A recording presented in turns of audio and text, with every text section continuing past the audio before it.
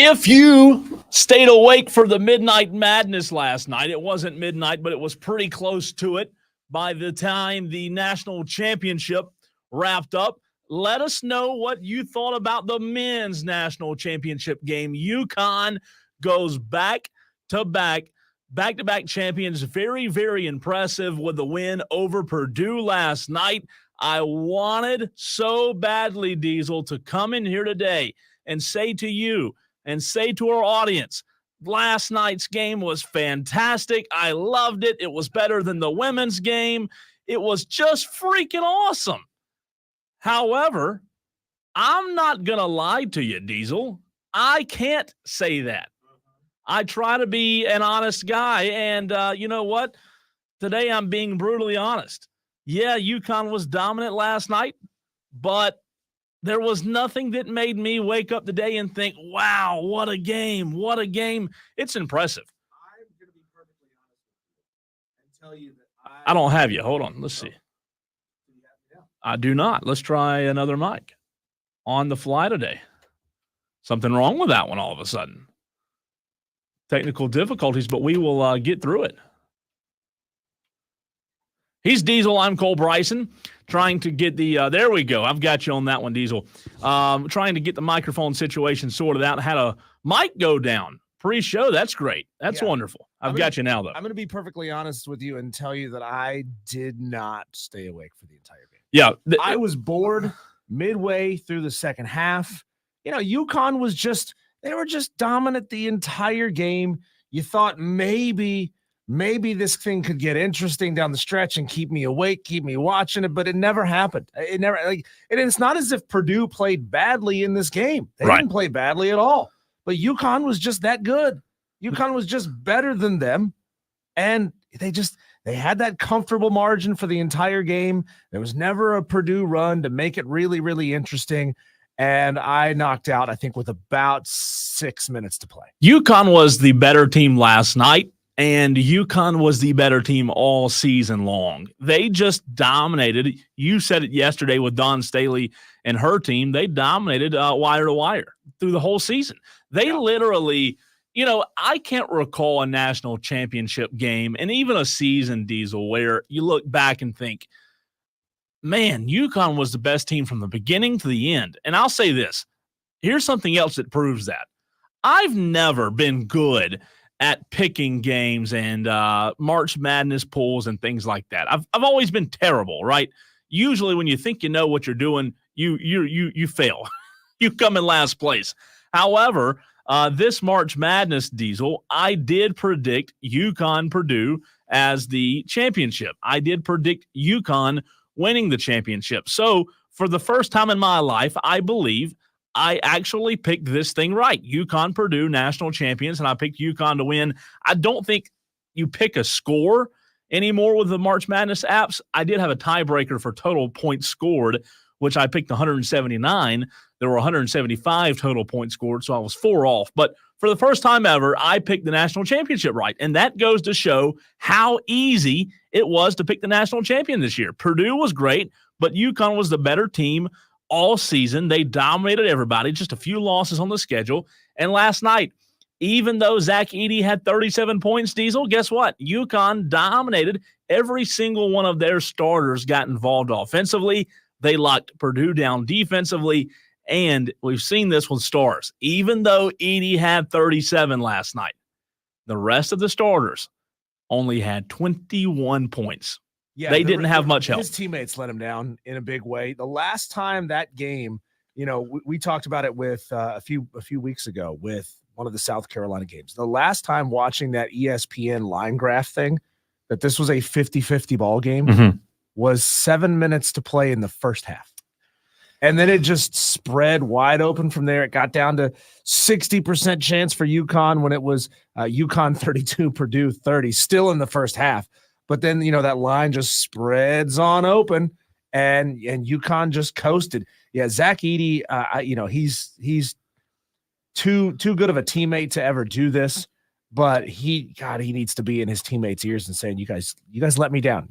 I can't do all this myself. I can't give you a 37-point performance and us lose by 15." That's ludicrous. I need some of you guys hitting some shots. Sure. And what's interesting is incredible as he was. What I kept going back to during the game last night was the dominance of UConn all season, but not only last season, or not only this season, but last season, Diesel. We talked about it a few weeks ago. UConn replaced 3 of 5 starters, and they come back this year just as good as they were last year. So the dominance from Hurley, from Coach Hurley, that we've seen from Dan's team last year and this year, all game long, is what I kept going back to. How incredible. Even though last night's game wasn't sexy, even though last night's game didn't have the star-studded lineup like the women's game did, how incredible is the run that Dan Hurley's team has been on? I think it's great for those that really love college basketball. However, I'm going to spin this back to something that you and I talked about yesterday, Diesel, something you brought up on this show. Do the common fans prefer dynasties, or do they prefer parity? I don't know that UConn winning back-to-back championships is really attractive to the casual college basketball fan. If to be quite honest with you, I think they would rather there be some parity.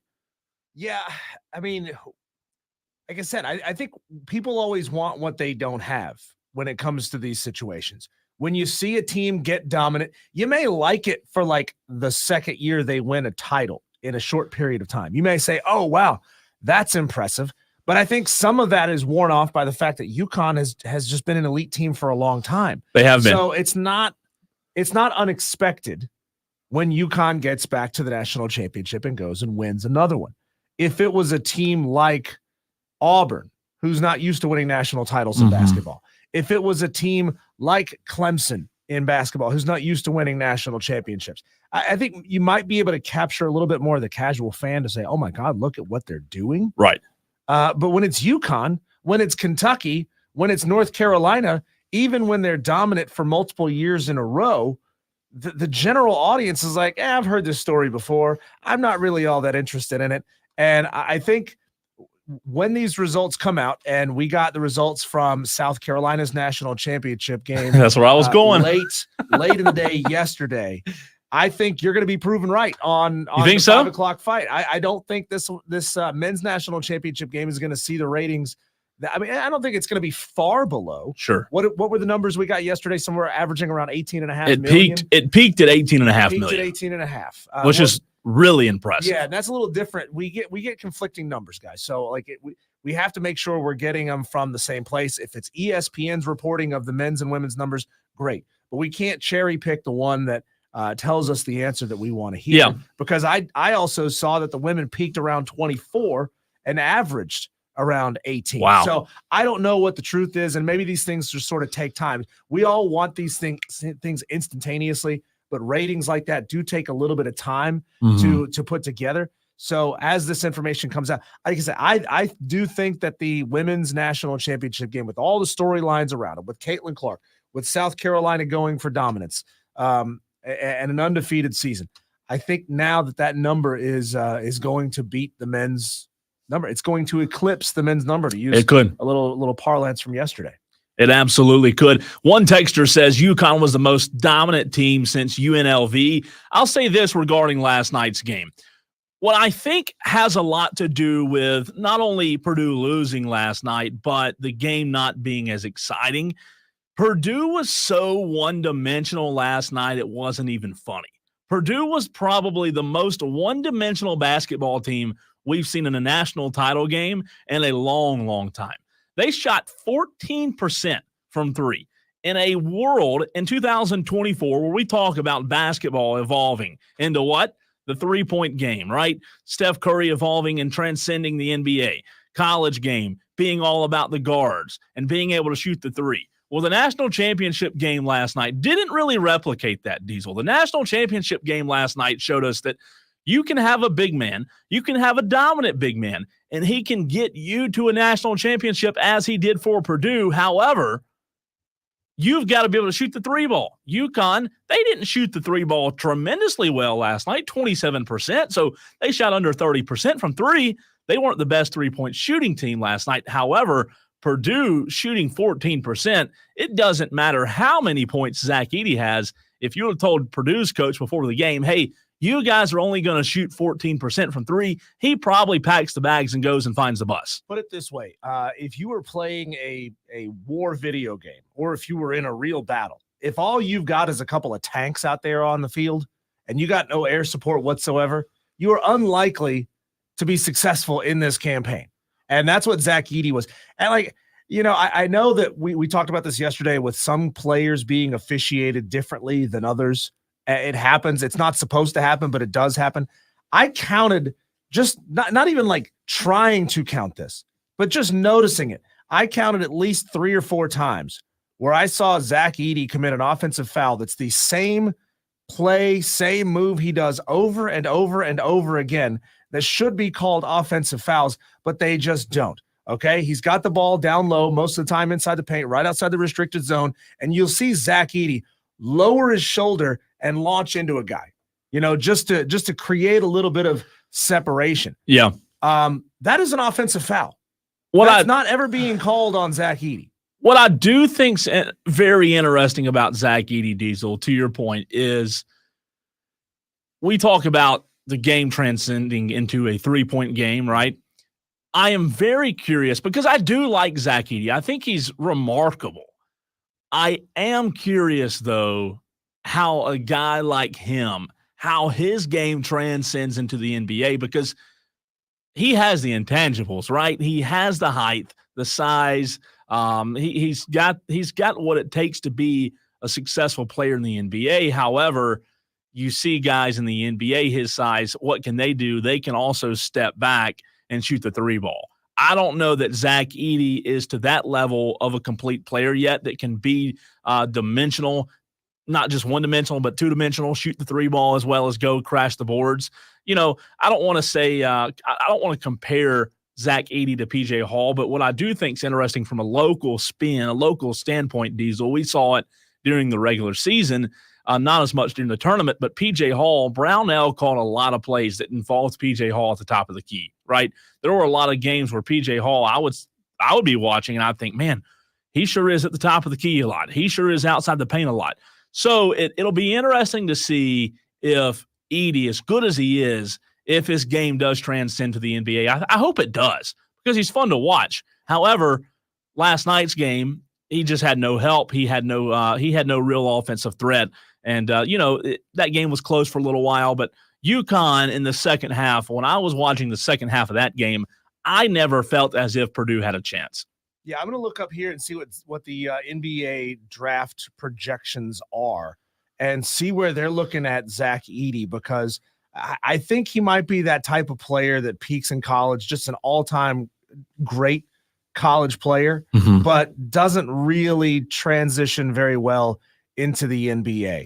You see these dudes in the NBA, they've got, a lot of them have the same height that he's got, but they don't have they have more of a build than Zach Edey has. And I'm just curious to know if his style of play is going to transition. And I genuinely don't believe that it will.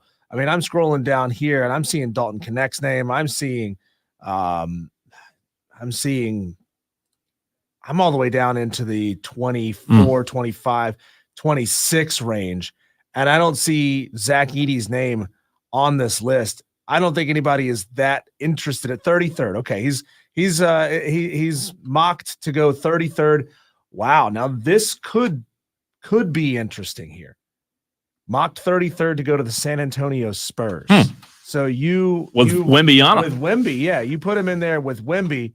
Wow. And that's when you start changing something and you start creating something like what they had with Tim Duncan and David Robinson back in the day. When you have two big dudes, you can change the style that you play in basketball. Now, I don't know if that would work for them on the defensive side of the ball, where you got to force these big dudes to get out and cover guys that can shoot the three. That's going to be tough. But I mean, seeing Wemby and Edey on the same team at the same time. That makes no sense to me, man. That makes no sense to me. In today's game, you're right. But if we were talking about this 20 years ago, we'd say, wow, Twin Towers 2.0, right? Sure. So what's interesting with Edey is he's 7'4", 285. In his college basketball career, Diesel, in his entire college basketball career, the guy has attempted 2 3-point shots. Do I need to say that again for the audience? 2 3-point shots in his entire college basketball career. So when you talk about going to the next level, like, I'm not saying he's got to be a Steph Curry. I'm not saying he's got to learn how to just all of a sudden shoot the lights out. However, there's going to be a lot of NBA prospects that don't even give this guy the time of day because of that. You've got to be able to shoot the three. I don't care if you're 4'4" or 7'6" in the NBA. You've got to shoot the three. And I think that that's probably the most interesting storyline coming out of this game is where does Zach Edey go from here? Because in the college game, man, he's phenomenal, just absolutely phenomenal. Imagine if Diesel had if Edey was on a team with some real shooters, to where when you collapsed with Edey, get a double team, 2 or 3 guys, you had 3 or 4 shooters that were serious threats. Again, I'm not pooping on Purdue's parade because they did get the national championship, but last night they shot less than 20% from 3.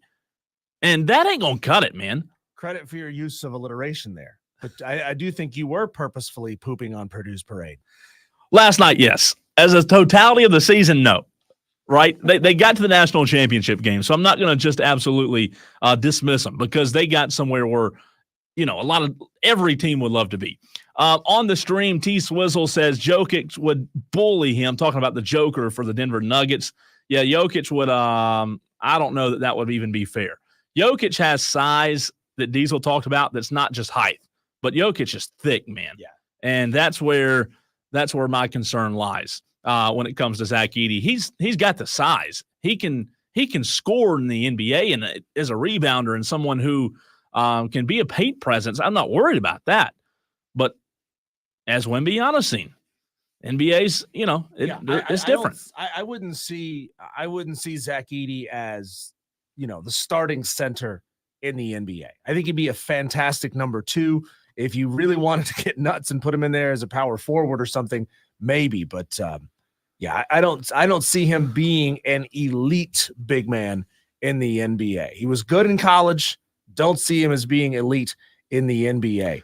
When we come back, Cole, things are getting wild and things are getting tough for the NCAA. Sounds like a Johnny Cash song. And they may have made a move to try to get back some of their clout, to try to get back some of the goodwill that they've lost, that they've squandered over the past couple of seasons. We'll talk about that next here on Wire to Wire with Diesel and Cole Bryson.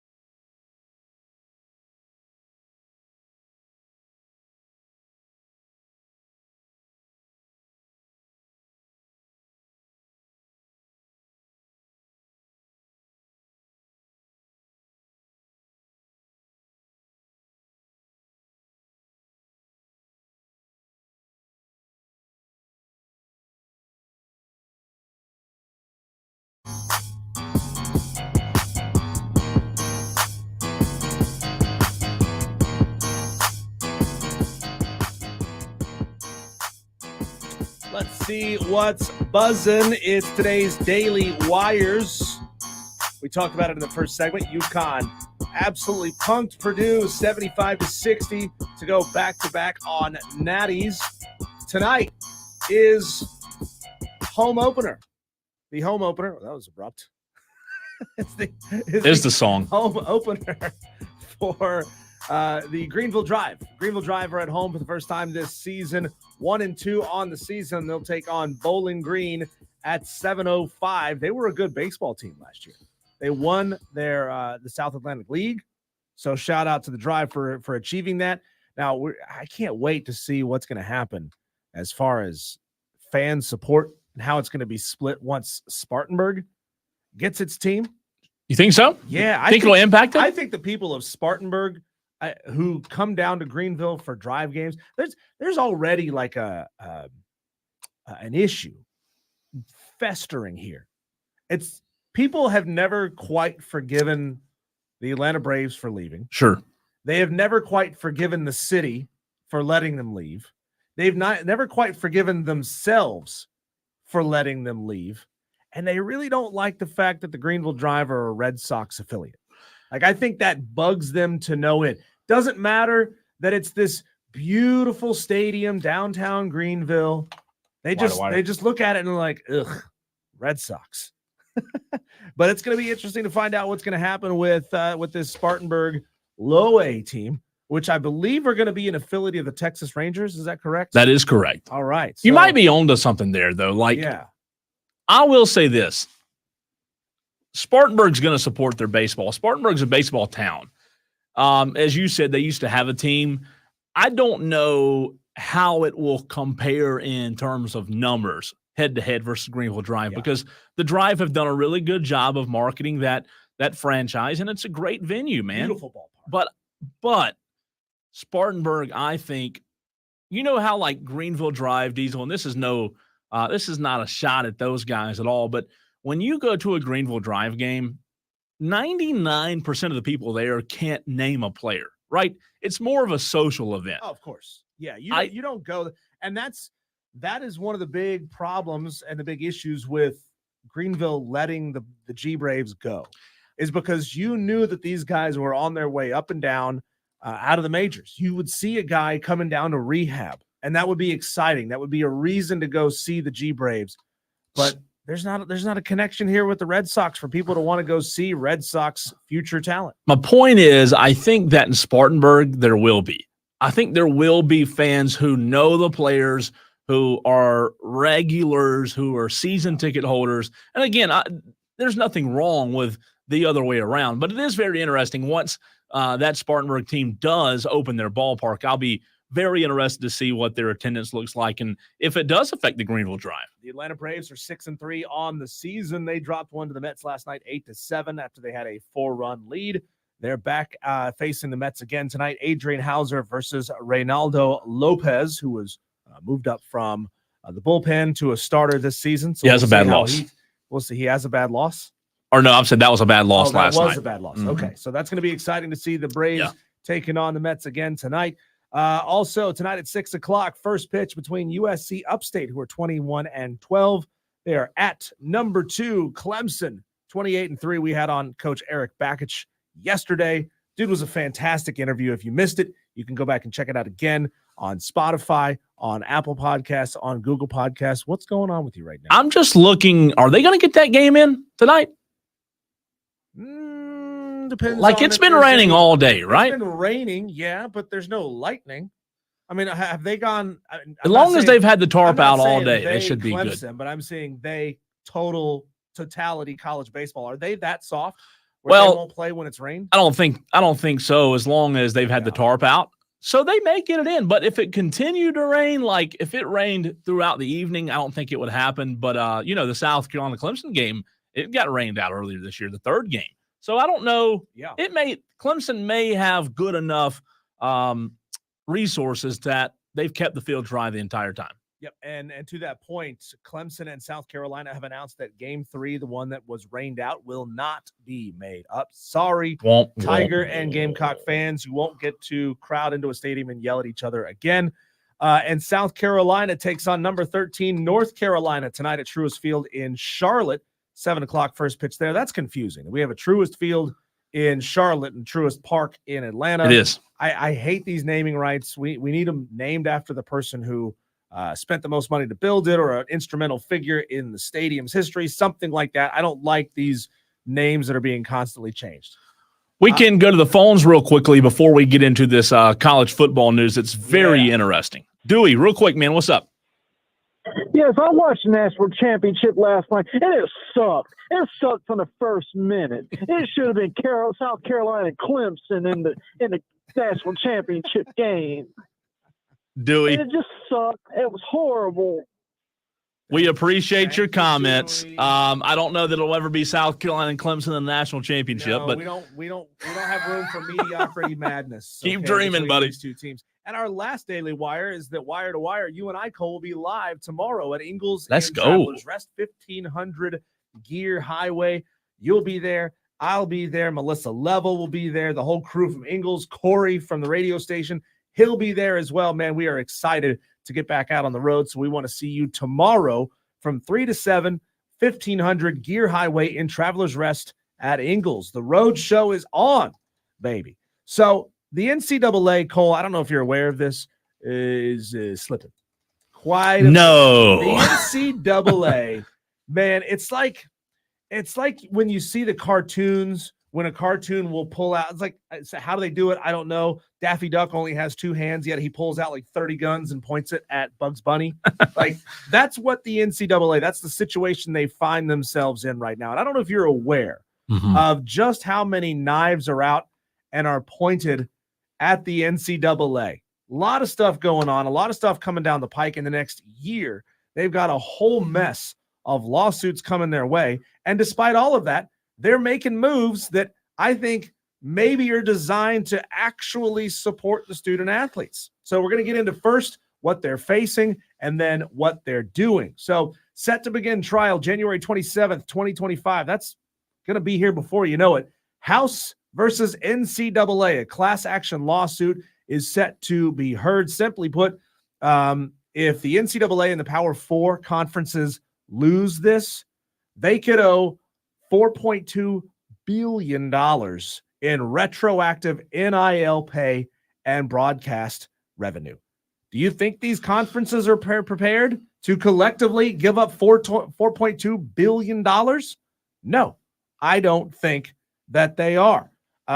When you ask insiders about this, Cole, everybody in college athletics, administrators, coaches, ADs, university presidents and chancellors, they are all thinking about this lawsuit that is on the way. A lot has happened just in the past week. We talked about, I think last week, we talked about this College Sports Tomorrow group that is attempting to essentially completely revamp and rework the college football structure. That contains several influential college presidents. Len Perna, who is Roger Goodell's top lieutenant at the NFL. They are proposing an 80-team division, 80-team sport where 70 protected power division teams exist. They are in their 10-team leagues. The other 63 plus are fighting it out to get into a promotion and relegation 8th division. So that would make 80 total teams in this division. There is something that Yahoo Sports reported on Thursday, that there's a group that is working towards allowing schools to provide direct assistance and services to their athletes in pursuit of NIL opportunities. So all these people, a lot of our listeners find themselves among this group who have a big problem with NIL. There's now a proposal to allow universities to help facilitate these deals. Do you have a problem with that? Not necessarily, but what I do have a problem with, and I think it's interesting, the lawsuit that you talked about at the very beginning that is set to begin in January of next year. So from what I've read, you're saying, Diesel, the NCAA, and if the NCAA loses, the NCAA themselves could owe over $4.2 billion to athletes. Is that right? Somehow the NCAA and the conferences, the Power Four conferences, are both included in this lawsuit. And where's that money going to come from? There's no way, man. I don't know how the NCAA operates as far as, do they have some big bank account with billions and billions of dollars in it? My understanding, my basic surface level understanding, is that a lot of these institutions are nonprofits. So colleges, especially, that's why you see all these new buildings on campus all over Clemson when you drive in, because they got to use that money. They got to tear it down and build something new in its place. So, a potential $4.2 billion net loss for these conferences. And that may be one of the things, Cole, that keeps the Power Four from splitting off from everyone else. Like, will they have the money to go forward and operate essentially by themselves? Yeah. If they have to pay up $4 billion. So what's interesting, though, about this Division I council that is looking to allow schools to provide assistance and service to their athletes, basically they look at it like there's all these ne'er-do-wells coming at all these athletes with money that may or may not be good money. Like, they're enticing and they're inducing players to make moves in the transfer portal with NIL money. And this would allow essentially universities to be guidance counselors to student athletes. And as well as I do, this is a step in the process to get it to the point where universities can pay their athletes. Yeah. Well, how about instead of making our 21-year-old star quarterback deal with XYZ co-advertisers, why don't XYZ just pay us, the universities? We'll take our little cut, and then we'll pay the athletes ourselves. That way, everything is above board and nothing untoward is happening there. So they're looking at this is part of the situation that we talked about last week. Charlie Baker's idea would create a registry of NIL deals, which would put a lot of this stuff above board. We would now know who's sponsoring these student athletes. We would think of it like NASCAR. But the only difference is we don't actually see the patches all over their race jerseys that say, all right, this guy's sponsored by Texaco and Valvoline and Pennzoil and whatever. So that's a very real possibility of a big change that would allow, again, an incremental step to get the universities more involved with the NIL deals, because they're basically not allowed at all to be a part of it right now. Third thing the NCAA is facing: the House and Senate in Virginia has passed legislation that allows institutions to pay athletes directly in the form of NIL. So this is one state that has already passed legislation that would allow its state institutions, Virginia Tech, James Madison, Old Dominion, etc., to pay student athletes directly. That's set to begin on November 15th, 2024, before House versus NCAA begins. Also, the ACC is facing litigation with Clemson and Florida State. Dartmouth has voted to become a union. That's a landmark moment in college sports.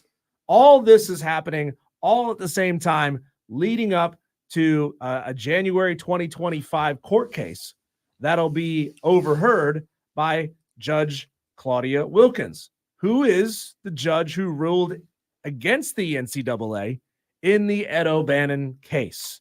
She's not averse to ruling against the NCAA that it violates antitrust laws.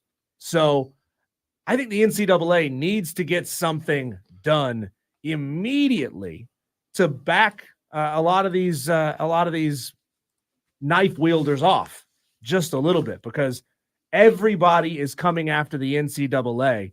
Look, you and I both know that the NCAA has operated with an iron fist for decades. Yeah, but this is where we are, though. This is what this is what everybody wanted. All they had to do was allow these guys to get paid a little bit a couple of years ago, 20, 30 years ago, and we would be happy, and student athletes would be golden with making their $10 grand a year, so that they could take their girlfriends out on a date. Yep. But now these floodgates are wide open.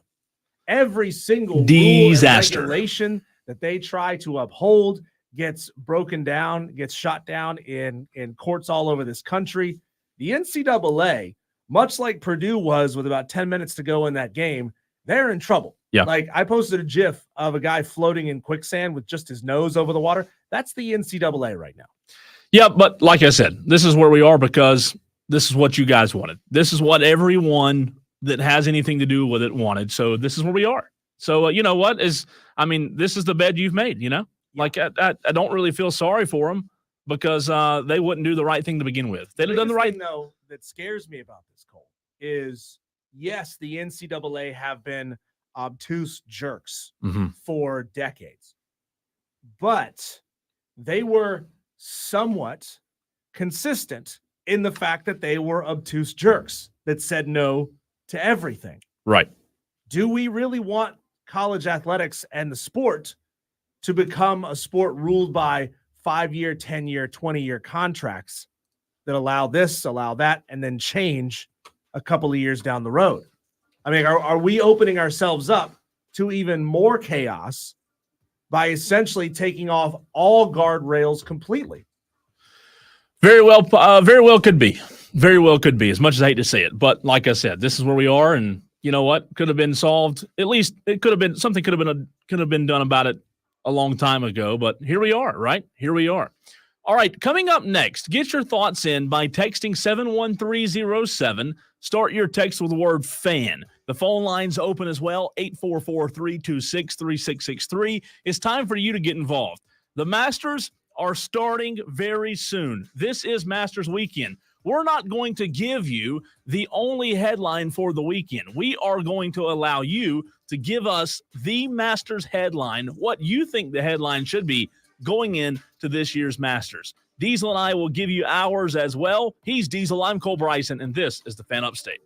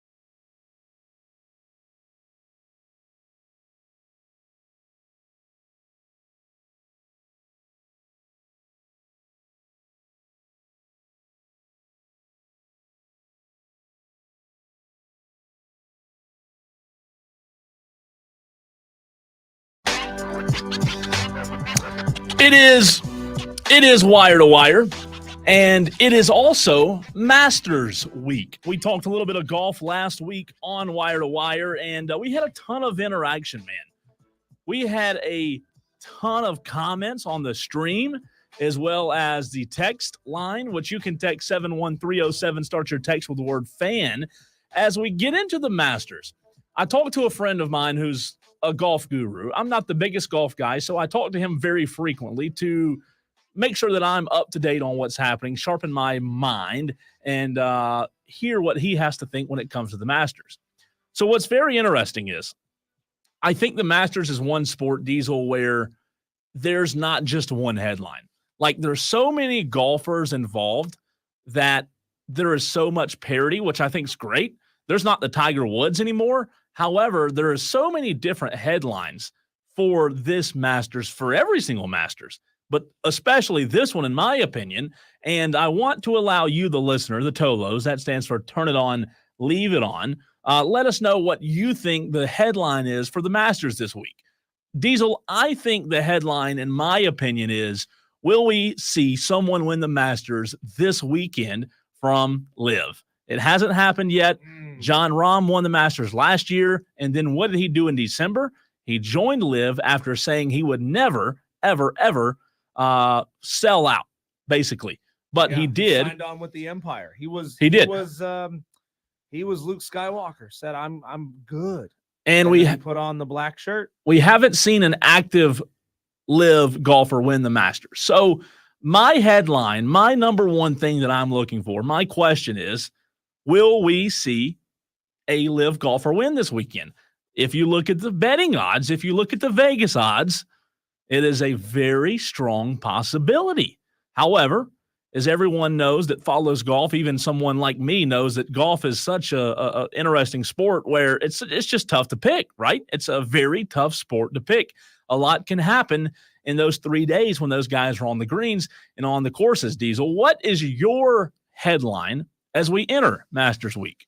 My biggest headline is, can Tiger Woods make it to day 3 of the 2024 Masters? He's a guy who, I mean, even when he's not elite in the world of golf, he's 898th in the world.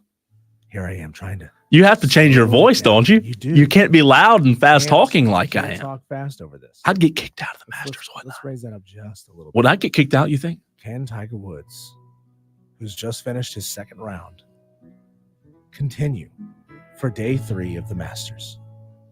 Look, in February, Tiger Woods withdrew from the Genesis in the second round.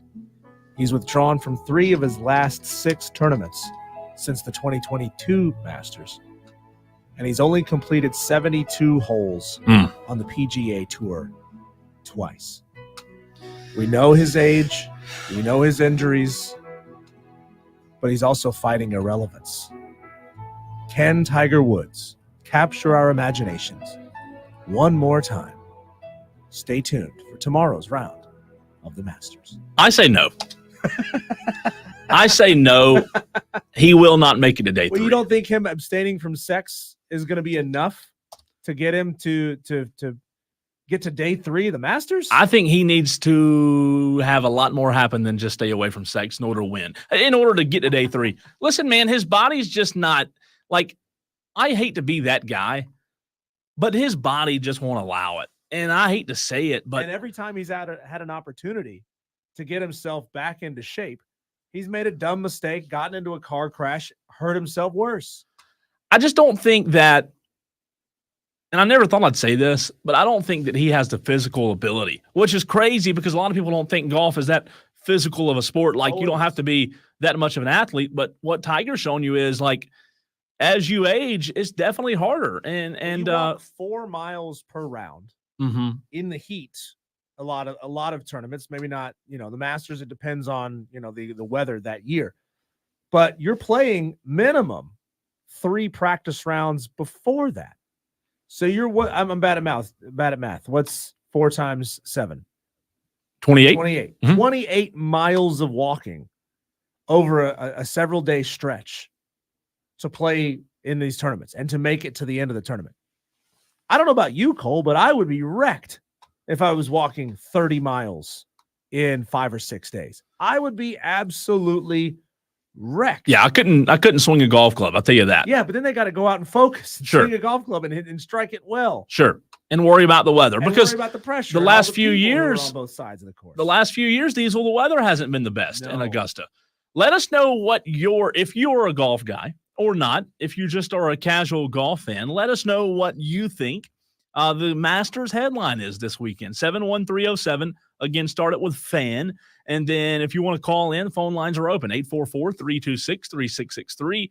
I think that the Live Tour, Diesel, as much as the traditionalist, as much as the old golf guy who has followed golf his entire life, as much as they will disagree with me, I'll tell you this. For someone who's not a golf guy like me, I think the Live Tour has tremendously helped people get into and follow the sport. I really do. Why? Because there's drama outside the sport. What is the same reason you said all week long we talk about women's college basketball, right? There's drama, there's storylines, there's enticing things that we can talk about during the week that really don't have anything to do with the game. I think what's happened with the Live Tour, and whether you agree with how the players get paid from that or not, whether you agree with the guys switching from PGA to Live, I think that it's very interesting that guys like Bryson DeChambeau and Sergio Garcia, Dustin Johnson, a South Carolina guy, right?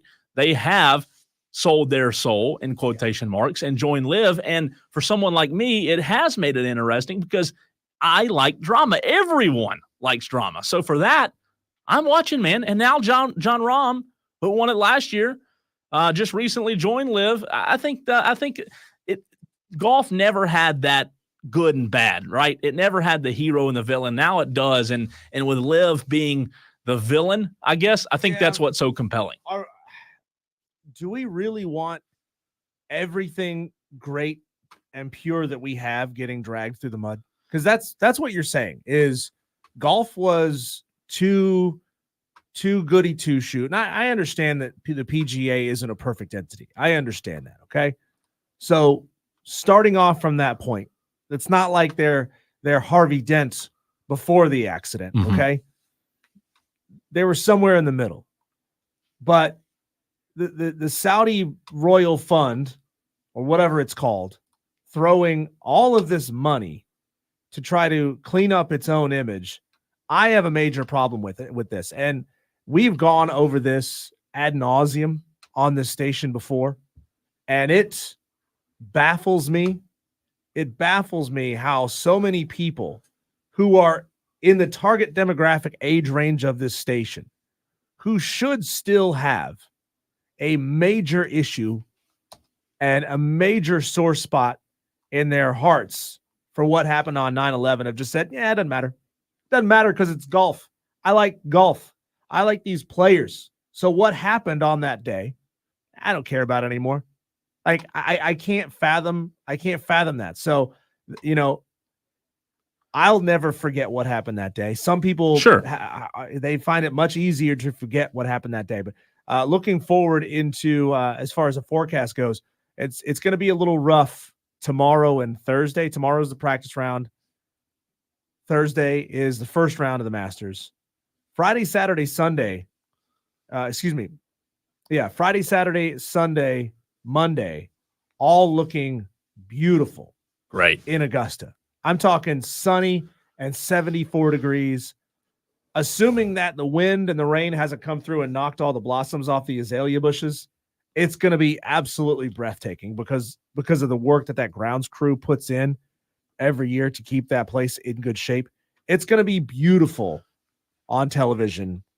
We got to get through one nasty day. Thursday is going to be tough. So let me ask you this. Do you think that, going back to your point about Liv, do you think that if Liv players start winning, which they will, start winning the Masters, do you think it'll hurt the quality of the Masters?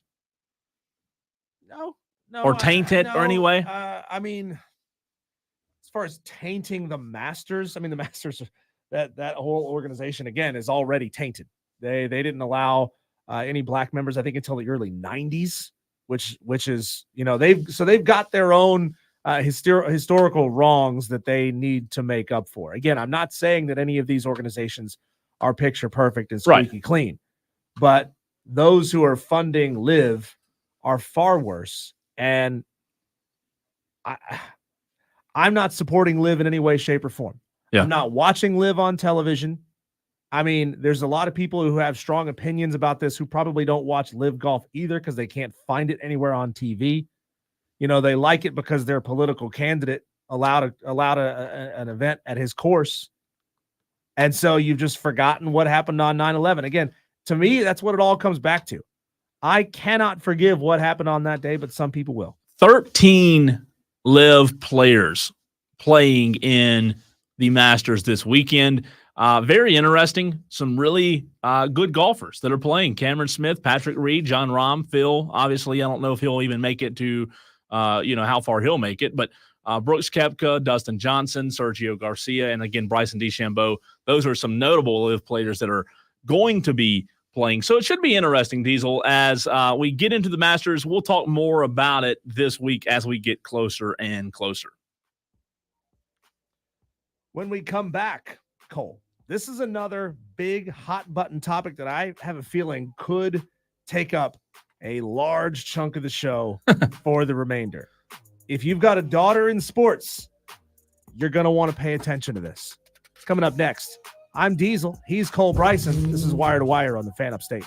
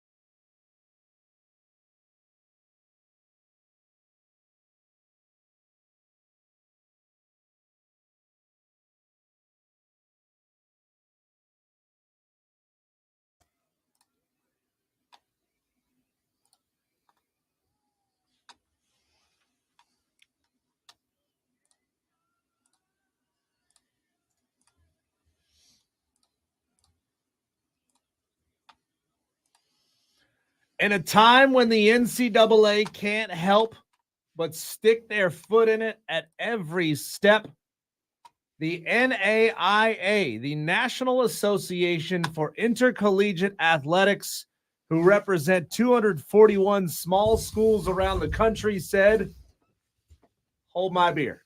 We want to get into the fight too.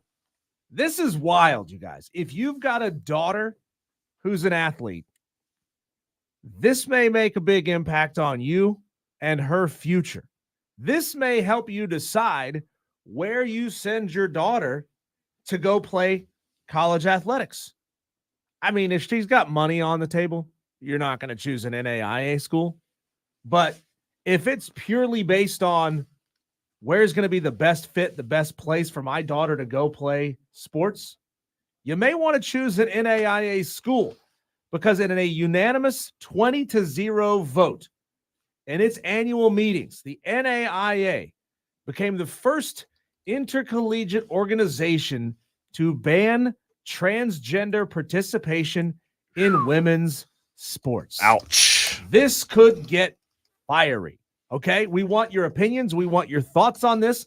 Text into the show, 71307. Start your text with keyword fan. You could call us on the Renewal by Anderson of the Carolinas fan phone line. That's 844-326-3663. You can drop a comment on the YouTube chat. We're streaming live on YouTube, on Twitter, on the Cole Bryson on Twitter, at the Fan Upstate, and at Diesel on Radio on Twitter. However you're streaming us, consuming us right now, we want to hear your thoughts on this. Cole, this could be a landmark decision for college athletics. Mm-hmm. The NCAA, they, like I said, they've got guns pointed at them from every direction right now. Sure. They certainly don't want to do something that's going to upset even more people, because they've been really good at that over the last couple of years. So the NCAA, I'm pretty sure on this issue, is going to sit it out and is not going to jump in lockstep with the NAIA. But this policy could be massive. It will be. It will be massive. And again, for those that maybe are not a huge sports fan, and Diesel did a good job of explaining it when he came into the segment, NAIA and NCAA are two separate governing bodies, okay? So NAIA is a college athletics governing body for small college athletic programs. It's lower than D3, right? Sure. So the NAIA offers student athletes an opportunity to earn athletic scholarships in 28 different sports at more than 250 schools across the country. This is very interesting, and it's funny that it came out this week after what happened with Dawn Staley right before her national championship game. That was kind of ironic on the timing of that. And if you don't know what I'm referring to, someone asked Dawn Staley before it was the presser on Friday, I believe is when it was, Friday or Saturday, in the press conference for the media availability, right before she played a Final Four game. Dawn Staley was asked about transgenders competing in, women's sports, right? Mm-hmm. And she said that if they identify as a female, then she thinks they should play. Now, not to get into what we think about Dawn and why she said that and what we think she should have said or anything like that, Diesel, the only thing, I want to be very clear, the only thing that you and I can do in this segment is give our opinions, right, on what should happen and what shouldn't happen. And I don't know, you and I haven't talked a ton about this off air, but I do know that I don't agree with Dawn Staley's stance, right? Sure. Whether you agree with it or not, I don't care. I don't hate you. I don't dislike you. But this coming from the NAIA is huge. And to your point, I think the NCAA pushes this off as far as they can, man. Yeah. So here's what the NAIA and their ruling, their unanimous 20-0 ruling actually means, okay? This new policy allows any athlete who's competing to compete in male sports. That means biological males. That means athletes who were born female and are undergoing hormone replacement to add testosterone and whatever other hormones they add to make that transition. But it only allows athletes who are assigned female at birth and who have not begun hormone therapy to compete in female sports. So that essentially means the Leah Thomases of the world who are competing at the NAIA level, which I can't imagine is very many. I can't imagine that this ruling suddenly disqualifies hundreds of athletes from competing at NAIA schools. Sure. But it means that Leah Thomas, who, what blows me away about this is he was not a great swimmer when he was a male. 400 something in college, ranked in college swimming. All of a sudden, number one athlete, number one swimmer in college when he transitions to a female. It basically means the Leah Thomases of the world cannot compete in swimming. If Zach Edey had decided a year ago, you know what, I identify as a girl, I want to go compete at 7'4" in the women's NCAA, tournament. That can't happen. That can't happen. What it does allow is any athlete who has begun hormone therapy to participate in workouts, in practices, in team activities, but does not allow them to compete on a competitive stage. So you could be on the team, you can practice, you can essentially be on the scout squad, you can be, Ray Lewis competing on the scout squad, but you can't go out there and compete, and try to win medals, try to win trophies. You can't do that. So if I have to comment on the NAIA, what they did, I fully agree, of course, with the stance that they took. I do not think, and again, I want to be very clear. This is my opinion, and you can have your own opinion, but I do not think that the NCAA should push this off and backtrack. I think the stance that the NAIA is taking is a great stance. I do believe that you are assigned a gender at birth, and I do believe that Dawn Staley probably regrets her comments. And there's a texter that texted in and said, Cole, please do not misquote Dawn. She never said identify as. Well, texter, I have bad news for you. I have the exact quotes from Dawn Staley. Dawn Staley said, and I quote, I'm on the opinion of, if you're a woman, you should play. If you consider yourself a woman and you want to play a sport or vice versa, you should be able to play. That's my opinion. You want me to go deeper, says Staley. So texter, I'm pretty sure that I completely did say exactly what Dawn said. She said, if you label yourself a woman, consider yourself a woman, identify yourself as a woman, Diesel, then you should play. That's what Dawn said. If you don't like it, I'm sorry. Don't get mad because we're trying to give our opinion. Your coach said it. Dawn said that. We're trying to quote everybody here as accurately as we possibly can. Let's get to some of these texts that are already starting to roll in here. Texter says, this is from Spur Daddy. Amen to what NAIA did. Female athletes should be protected, and this is a step forward. Yeah, it's not fair. It's biologically not fair for a female athlete to have to compete against a male athlete in a female sport. It's not fair. It's not. Again, imagine Zach Edey deciding, you know what? I don't want to be Zach Edey anymore. I want to be Tina Edey. Sure. I'm 7'4". I'm 300 pounds. I'm going to let my hair grow out, and I'm going to go compete and win national titles over there because I can't win any at Purdue. Yeah. Texter here says, no men in women's sports. They need to grow a bigger pair and compete with the men. Texter here says, finally, someone grows a pair and says, hell no. We're going to keep it right and fair for female sports. Yes. Another texter here. Texter, this one is filled with grammatical errors, but I'm going to read it as it's written. Okay. Let's go. No biological man, trans or gay, should never play against any biological women.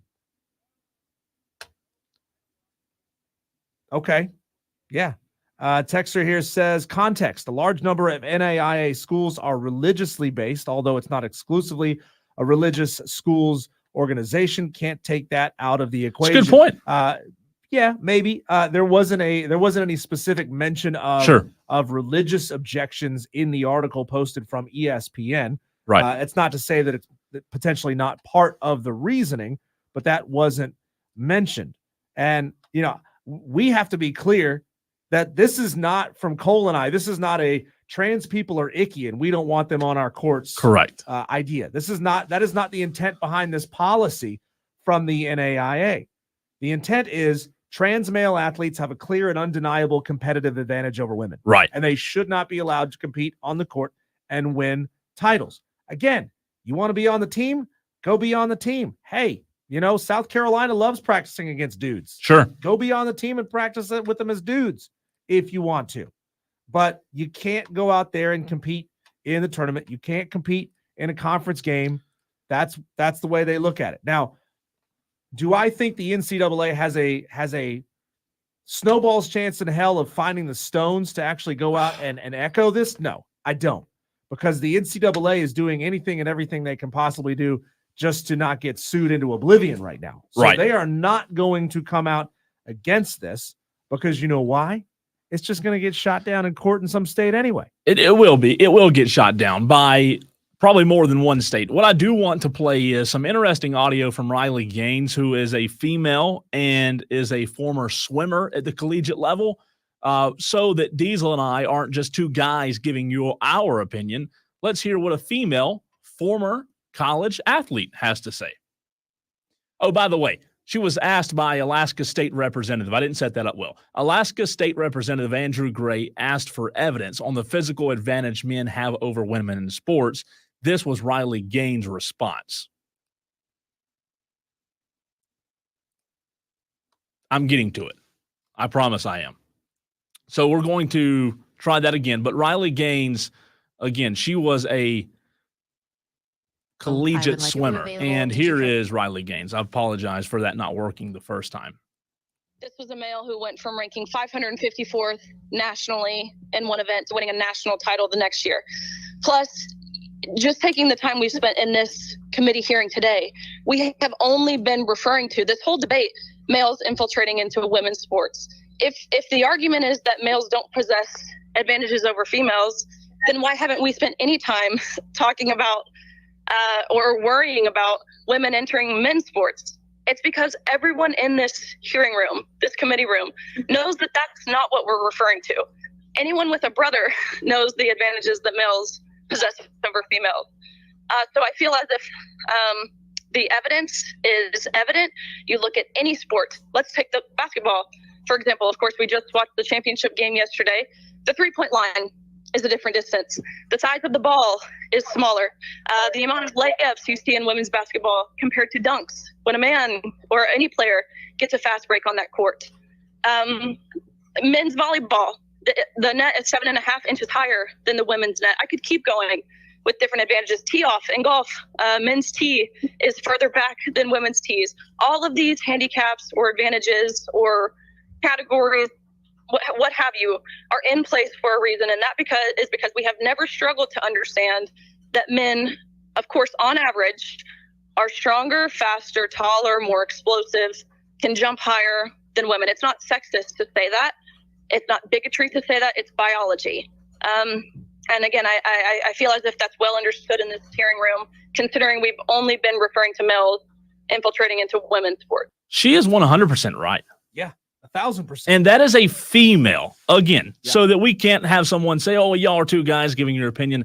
That is a former collegiate swimmer saying that, Diesel. And the athlete that she was referring to was Leah Thomas, who, as a male, was her number is different from mine. I looked it up, and he was ranked number 462.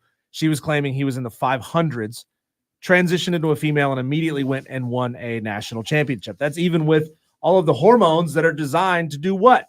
That are designed to tamp down some of your male genetics and hormones that allow you to be bigger, faster, stronger. Yeah. And I'm proud of Riley Gaines for stepping out in front of this. And hey, Riley is making one hell of a name for herself, just shy of 1 million followers on Twitter. And her clout is going to continue to grow as she stays out in front of this.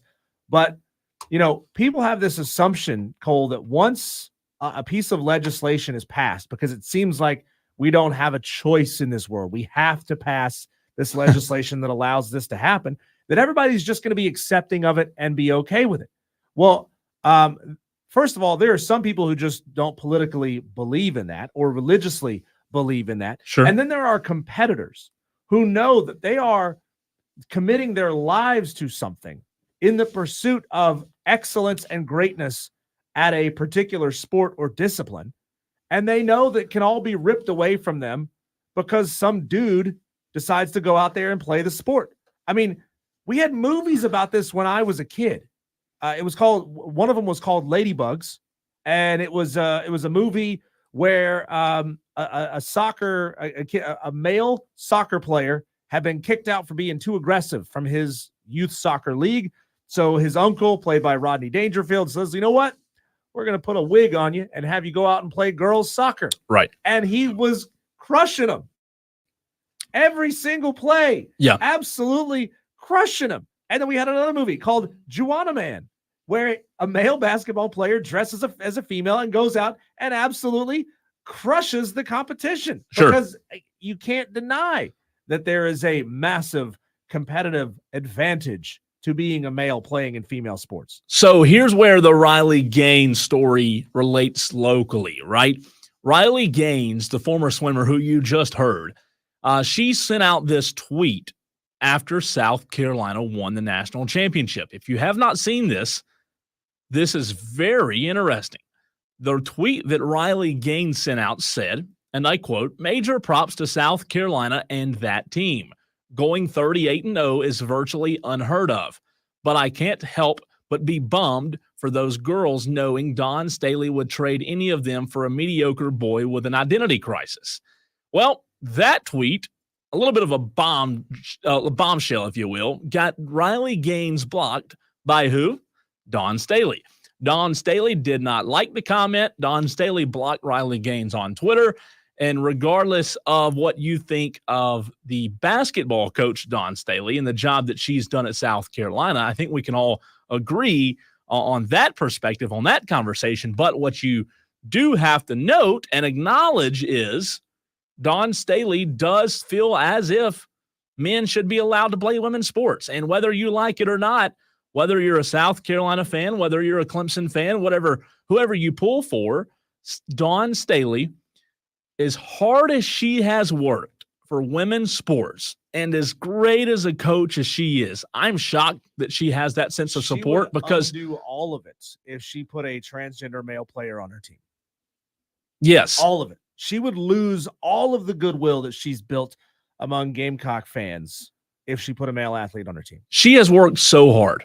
She's worked so hard for women's sports, college basketball. She talks all the time, Diesel, about college women's basketball being at the top of the game, and she gives credit to Caitlin Clark. And again, if you have a different opinion than me, that's perfectly fine, right? That doesn't bother me.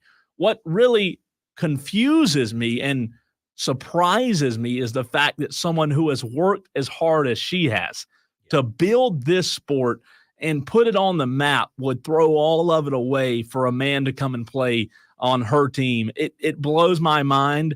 Again, I'm not saying that, you should do this or that with your body. I'm just simply giving an opinion. And when it comes to a physical advantage in sports that Riley Gaines talked about, there is a clear advantage. I loved her example about having a brother.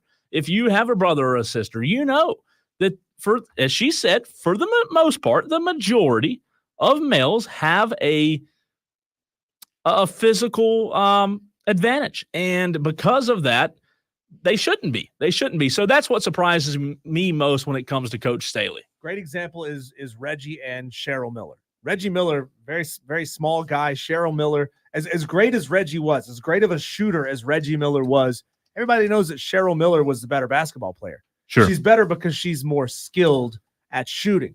She's not better because she is more physically dominating than Reggie was. Reggie was the size of a beanpole.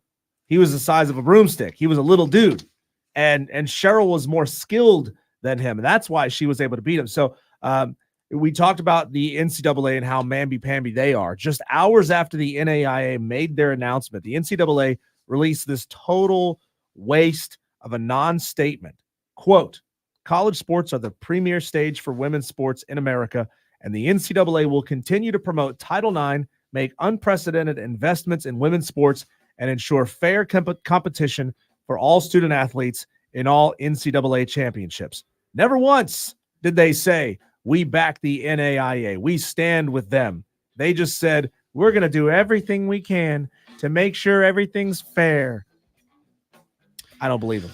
I'm not buying it. The NCAA, you had a chance here, and you let it go by. All right, coming up next in the program on Wire to Wire, we are going to be joined by Connor Goodson. Connor Goodson covers the Arkansas Razorbacks for a 247 Sports affiliate, and that is hogsports.com. He has inside information. He has thoughts and opinions in Arkansas with probably the biggest sports story right now. You'll get it right here exclusively on Wire to Wire next on The Fan Upstate.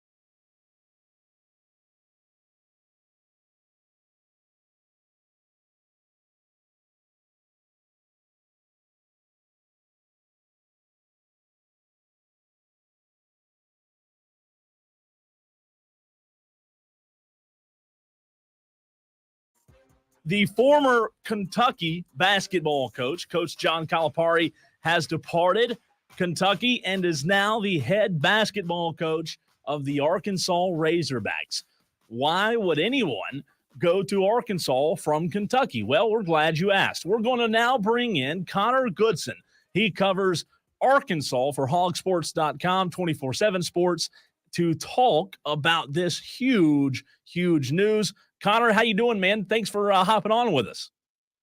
Hey, I appreciate y'all having me on. I'm doing pretty good, all things considered. It has been a wild 72 hours, well, even before that, basically since Eric Musselman and USC started heating up. It's been a wild week, we'll say. So I want to ask you, where did your mind go when you started seeing rumors on Sunday night? Maybe you got word a little earlier. I don't know. Did you know is at the same time the public knew, Connor? Well, it's funny you ask. So one of my coworkers, Trey Biddy, who's publisher of hogsports.com and has been doing this for a lot longer than I have, but we had kind of talked back and forth, and a name we'd been hearing was John Calipari, but we weren't really going to entertain that. We weren't going to really, we thought there was no way, that's just, rumor, innuendo, whatever. And so we didn't really entertain it. And then Sunday night, I would say that was about Saturday. And then Sunday is when it just kind of hit the fan full force. You had national guys talking about it. So if we would have really trusted our instincts and maybe bought it, we may have, maybe we could have uncovered some stuff. But when you first hear that, you think John Calipari from Kentucky coming to Arkansas, you don't really, it's not something that you really think is possible, in the realm of possibility. But turns out Sunday there was a lot of smoke to it. It has legs, and now tomorrow it sounds like, from what we're hearing, is going to be the day that it's officially announced. Connor Goodson covers Arkansas for hogsports.com. Thanks for joining us here, Connor, on Wire to Wire with Diesel and Cole Bryson. This is Diesel. Can you take us through your own personal emotional roller coaster? How did you feel about Eric Musselman's departure? 111-59, that's good. That's not national level elite, but it's very, very good. And we all know that Eric was a man of the people. He liked to rip his shirt off and have a good time. He leaves, and it can maybe kind of feels like one of your own, a man of your own heart, is leaving you. But then, you get this legend in the game whose name is probably bigger than his accomplishments, but he has so much potential to do more at and for Arkansas. Can you walk us through how you felt about, both of these guys coming and going? Yeah, well, obviously Eric Musselman took Arkansas to heights it hadn't been to in almost over 2 decades, since Nolan Richardson's teams in the 1990s, when they were rocking and won the national championship in 1994. It had been 20 years since Arkansas had been to the second weekend of the NCAA tournament. He takes us to back-to-back Elite Eight, a Sweet 16. And then this year, everything just kind of did not come together how it had been. Went off the rails. 16 and 17, a lot of, off the court riff. Just, you kind of got that feeling that something was up. And I go back to the first time that, Eric Musselman was actually introduced to the public, his presser.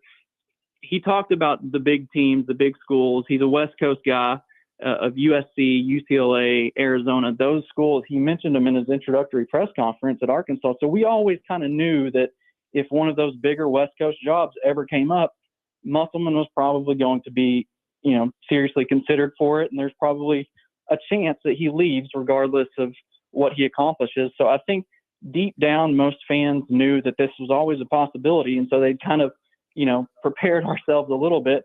I don't think that we were really expecting it to happen this quick. And then it was just kind of an abrupt thing, because I was talking to guys who were having Zoom interviews. Arkansas had just gotten a commit out of the transfer portal. Everyone on staff just seemed everything was, going full speed for next season. And then all of a sudden, Eric Musselman to USC out of nowhere, and it picked up steam really fast. So you're kind of left scrambling, picking up the pieces. And, we hear that Chris Beard's a real possibility. I mean, I was told by numerous people that the deal was almost done. I mean, all it was lacking was a couple of signatures, and Chris Beard could have been at Arkansas. And then that deal falls through at the 11th hour. And so we go a couple of days of what's next. You're trying to figure out in between all this. Musselman is formally introduced in USC. And so that's kind of another kick to Arkansas fans. And then Sunday night, the Cal rumors come out of nowhere. And you're just kind of, it's been a roller coaster. But for Arkansas fans, I think, for one, everyone's just excited that this ride is hopefully, fingers crossed, it is almost over, and that you do get a legend, one of only 4 active coaches in the Basketball Hall of Fame. You get a guy with pedigree, and you know you're going to have some extremely talented, extremely high-level players coming to Bud Walton Arena and putting on a show for Arkansas fans. Hey, Connor, I want to know if you have any information on the backstory, because what I did think was very interesting was what we've heard in the last 24 hours from those in the know that say John Calipari had previous and existing relationships with the Tyson family, which made this a great fit for Tyson Chicken, who's one of the biggest donors at Arkansas. What kind of relationships and how did those guys and John already have a relationship before this thing even came to fruition? I'm not exactly sure how they met, but I do know, hearing interviews with Calipari and other Arkansas media people over the years, he has mentioned John Tyson and him having a close personal relationship and being close friends. I don't really know how that relationship came to be, if they were just, bumping elbows one day and just decided to go golf or something. I'm not exactly sure, but it's been something that has, over the years, everyone kind of knew that there was a relationship there. Calipari comes to Herman's Rib House, which is a really good barbecue joint up here in Northwest Arkansas, every year, and he'll eat with Tyson and some of his other friends that are in this area. And he's been doing that for over a decade, I want to say. But there's actually like a video of him when he was coaching at Kentucky. He goes to Herman's Rib House and he's there with John Tyson, and the whole restaurant starts calling the hogs while he's there, and he's just kind of looking, having some fun with it. So we've kind of known for the longest time that there's been a relationship there. And then, it is true that Tyson is a big donor and big supporter of Arkansas athletics. I think that there's a misconception about Arkansas and who is actually able to support the program. And a lot of people think we're just a bunch of hillbillies out here, but there's, you've got the Walmarts, you've got Tyson Foods, you've got JB Hunt, which is a Fortune 500 company. I mean, you've got a lot of wealth here in the state that can really throw their weight around if they wanted to with athletics. But for a while now, there really hasn't been reason to. And then you hear that John Tyson, Calipari have a really strong relationship. That blossoms into Tyson just saying, hey, why don't you just come be the coach here? Kentucky doesn't really like you. They want to get rid of you, but they can't because they would owe you $33 million. So why don't you just come here? Arkansas fans are going to embrace you. It's a fresh start. He literally has a blank slate. Arkansas doesn't have a single scholarship player available right now. They have no coach. It's Calipari is going to have a completely blank slate to kind of really do what he wants with this roster, do what he wants with the coaching staff. And I mean, for Arkansas fans, I think everyone's just kind of excited to see where this goes. And it's really interesting that John Tyson is kind of the Pied Piper behind the scenes that really made this happen. Connor, I have to assume that when they go to this restaurant, John Tyson picks up the tab. I mean, if you're a multimillionaire, I think you let the multi-billionaire pick up the tab. We're talking the Coach Cal hire to Arkansas with Connor Goodson, who covers Arkansas for hogsports.com. We're planted firmly in South Carolina Gamecock country. And I think there's a lot of similarities between the fan bases of Arkansas and South Carolina. I don't know that either one really quite knows or is 100% committed to what they want to be as a fan base. We've seen South Carolina have success this past season in basketball. But even throughout all of that, the fans are more committed to football than they are to basketball. Do you think the hiring of John Calipari really signifies an equal investment in football and in basketball from the administration? And how do you think this hire will change things for fans? Will fans who probably see themselves as football first, will shift their attention and maybe decide, you know what, maybe we are a basketball first school. Well, I will say that the unique thing about Arkansas, and I know South Carolina and Arkansas came into the conference at the same time, the SEC, and there was always kind of that relationship. But with Arkansas, one of the big differences from any other SEC school, we're the only show in our state. We don't have any pro teams. We don't have any big attractions. Growing up, everyone wants to watch the Razorbacks. That is what we do on the weekends. We go watch Razorback football, Razorback basketball, Razorback baseball, whatever. That is basically our pro team. That's our entertainment in the state. And so a lot of these people growing up, I mean, they were just naturally fans of Arkansas first before any other professional teams or anything like that. So there's always been a healthy amount of fan support across the big three sports and even into some of the other sports like women's basketball. You've got softball, soccer. There's always been a healthy amount of support.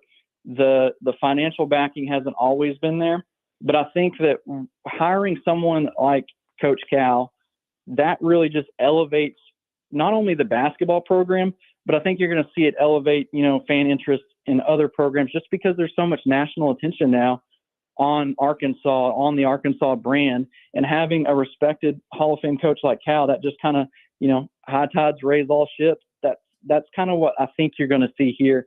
And a lot of these football or baseball only fans, I think that they're going to really start to pay attention, and you could have some really, really awesome, memorable crowds in Bud Walton Arena this first season and going forward. Hey, Connor, great stuff, man. We so much appreciate you taking time to hop on with us this afternoon, as I know that you guys, the world you live in with this news breaking is very busy and very hectic, but we continue. We look forward to continuing to talk to you on a much more regular basis. We appreciate you taking time to hop on with us, man. Hey, I appreciate y'all having me, and I look forward to doing it again. Y'all take care. Absolutely. That is Connor Goodson of hogsports.com.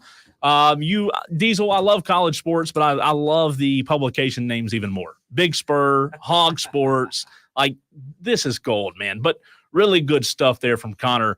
A ton to react to. Really good insight there, Diesel, from him on the Calipari front. Yeah, and there was another interesting point that we didn't get a chance to get into it with Connor about, but the pay structure that Cal is leaving versus what he's going to, the numbers aren't insanely different. Cal was making around $8.5 million at Kentucky, and at Arkansas, reports are that he'll be making a little bit less in his base salary, but will be heavily incentive laden and can ultimately make more than he was making at Kentucky. You wonder if it was that simple, would Kentucky have just said, okay, yeah, we'll pay you $1 million less, but throw more at you in incentives and be able to keep you. But I think Kentucky fans were just ultimately tired of it, done with him. He's not getting us to where we want to be.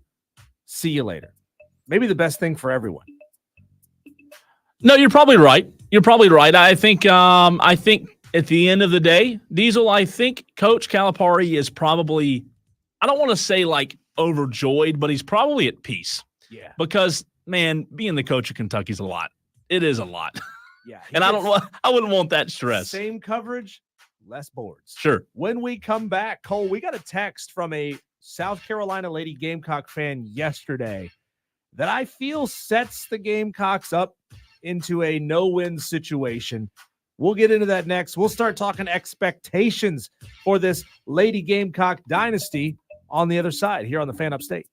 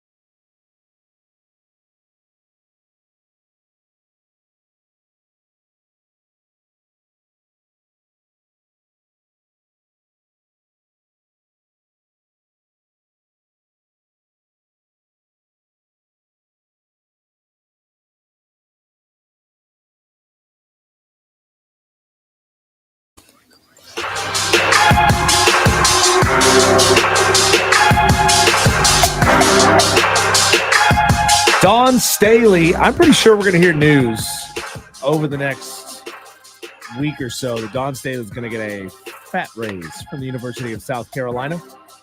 She's making just over $3 million a year, which is a huge contract in the women's game. Still, I don't think they're getting I think they're getting their money's worth with Dawn Staley. But you look back at her career, her record, 683 while at Temple was her winning percentage, 806 at South Carolina. Things are picking up in a way that, man, this thing is just, it's a runaway train at this point. You have to go all the way back to 2018, 2019 to find a season where she lost 10 games or more. And then before that, you have to go all the way back to 2011, 2012 to find a season where she lost 10 games or more. Overall record at South Carolina, 440 and 106 for an 806 winning percentage, which is just absurd, but maybe more absurd than that, Cole. Mm-hmm. And this is going to sound like I'm calling out a listener. I promise you that I'm not. I just found this really entertaining, really interesting. We're using your text as a vehicle to talk about on this show. Late in the show yesterday, we got a text at 71307. This texter started his text with keyword fan. He did all the right things to get it directly to us. But he texted us, looking into next season, who can beat the Lady Gamecocks? I feel like it's back-to-back no-loss seasons. And I feel like, man, you are setting this bar so high, it's like a quarter inch away from the ceiling. Hope he's kidding. Yeah, this text came in from Brandon Burnett. Great Tolo listener of the show. We love you, Brandon Burnett. Again, not bagging on you, just using your text as a vehicle to talk about the Lady Gamecocks. But setting that bar at back-to-back no-loss seasons feels wildly absurd. Well, Dawn Staley, whether she likes it or not, has set the bar that high herself. Now, realistically, most people know that the chances of having two back-to-back seasons with no losses, I wouldn't even want to know the Vegas odds on that because it's probably plus a million. I don't know. It's got to be drastic. So I'll say this. To Brandon's text about him feeling like it's back-to-back no-loss seasons. Number one, I hope he was kidding. Number two, I do feel as if we are at the point now with South Carolina where, and you may say, oh, that's unfair. I think we are at the point now where you can sit there and say, well, they're not going to have many. They may have one or two. They may have five. But when you look at the totality of what Dawn Staley's done and what she continues to do in replacing starters, she's going to have a few girls back next year. And I think this team has a chance of being really good again. I don't know that they go no losses. I don't know that they go undefeated, but Diesel, the reality of it is, South Carolina's now at a point where 4 to 7 losses is about where they are. In the last 5 seasons, South Carolina has only 9 losses total. Wow. In 5 years. That's unreal. Going all the way back to the 2019-2020 season. And now the tournament was canceled. South Carolina could have gone on to win another national championship there. 32-1 that season. We'll never know. But they lost more games in the last 5 seasons than they did in the 2018 season combined. 9-10. And look, I'm not saying that it's impossible because we've had back-to-back undefeated seasons in women's college basketball before under Gino Auriemma at UConn. Mm-hmm. But the game has changed since then. Like UConn was the only show in town at the time.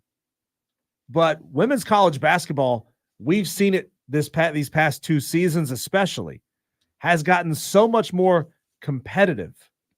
And there's more parity. I don't think there's more parity, in the SEC for South Carolina. I think there's more parity nationally that will rear its head in come tournament time. Sure. But to go back-to-back undefeated, man. That is a bold statement from one Brandon Burnett. 71307. Start your takes with the word fan. One Tolo says they were just a few games away from already having back-to-backs, and they only lose 2 players. It's dangerous territory, but not too far-fetched. Yeah, but see here, Texter, you just said it. They were a few games away from already having back-to-backs, which means by few games you're talking about the losses. So they didn't have it. Like, let's not see what we want to see here, Texter. Let's not make up a narrative because it's what we want to see. Like, again, we're talking about a 1-loss 2022 season. WIRE2WIRE. We're talking about a 2-loss 2021-22 season. What's your name? That is as elite as it gets. As elite as it gets. But don't say, well, they lost 3 games 2 years prior to that, so they came close. No, we're talking about undefeated seasons here. If you didn't achieve an undefeated season, you didn't achieve an undefeated season. Sure. It is what it is. But let's talk about this. South Carolina fans, Cole, had a field day last season with Dabo attacking fans, complaining that the program was not meeting their expectations. I'm just cautioning Gamecock fans here to say you might be headed for the same thing. You just might be getting yourselves a little spoiled, is what I'm trying to say. I don't know, man. Don't get spoiled. You're spoiled with Dawn Staley. You're spoiled with the fact that you lost 5 starters and she goes undefeated with a completely new team. That's nuts. It's nuts. Enjoy the fact that what you saw right now is nuts. Don't be thinking about next year and thinking, oh, we got to go undefeated again next year, or we've fallen off. 844 fan phone is the way you can get in touch with the show. Nelson wants to chime in on the Lady Gamecocks. Go ahead, Nelson. Just a few quick things. Number one, Staley will be worth more money. I mean, they have the highest average fan attendance in the nation by far. So she's making money for the school. They will be the best team in the country next year. That certainly doesn't mean you're going to go undefeated. I mean, they were 1 3-pointer from Cardoso away from losing the game this year in the SEC tournament. So going undefeated is a very, very difficult thing. But they will come into the year as the favorite to win another national championship. They only lose 2 players, and they're bringing in 2 or 3 of the best players in the country new next year. Plus, they will have the best guards by far. Full Wiley will be she's going to be a superstar, and Tessa Johnson is that also. So they're going to be that good. I will answer another thing you spoke to a while ago. Carolina fans, we're football first, basketball then baseball. But Carolina has always had a strong basketball fan base. I mean, I grew up during the Frank McGuire era when they were the best team in the country for a few years, and you had to give $1,000 a year at that time. We're talking 69, 70, 71, 72. You had to give $1,000 a year to the Gamecock Club just to get a ticket into the games. Wow. When at that time, $1,000 was a lot of money. So they've always had a very strong basketball fan base, but we're still football first. And Nelson, to your point, South Carolina, they don't take it easy in the out-of-conference scheduling. Now, they obviously won all those games this year, but they faced top 25 Notre Dame, Maryland. Who else was North Carolina, Duke, Utah was ranked. They hadn't been playing schlubs all season long. So I give Dawn credit for scheduling as hard as they do and rising to the challenge and beating all comers. So thanks for the call, Nelson. We appreciate it. Great stuff, man. Really good information and good opinions there. Keep them coming as we will continue to circle back to that 844 fan phone. But next, it's time to fight. What are we fighting about today? Surely we can't find 3 new things to fight about on this Tuesday. Well, guess what? We can. 5 o'clock fight next. He's Diesel. I'm Cole Bryson. This is the Fan Upstate.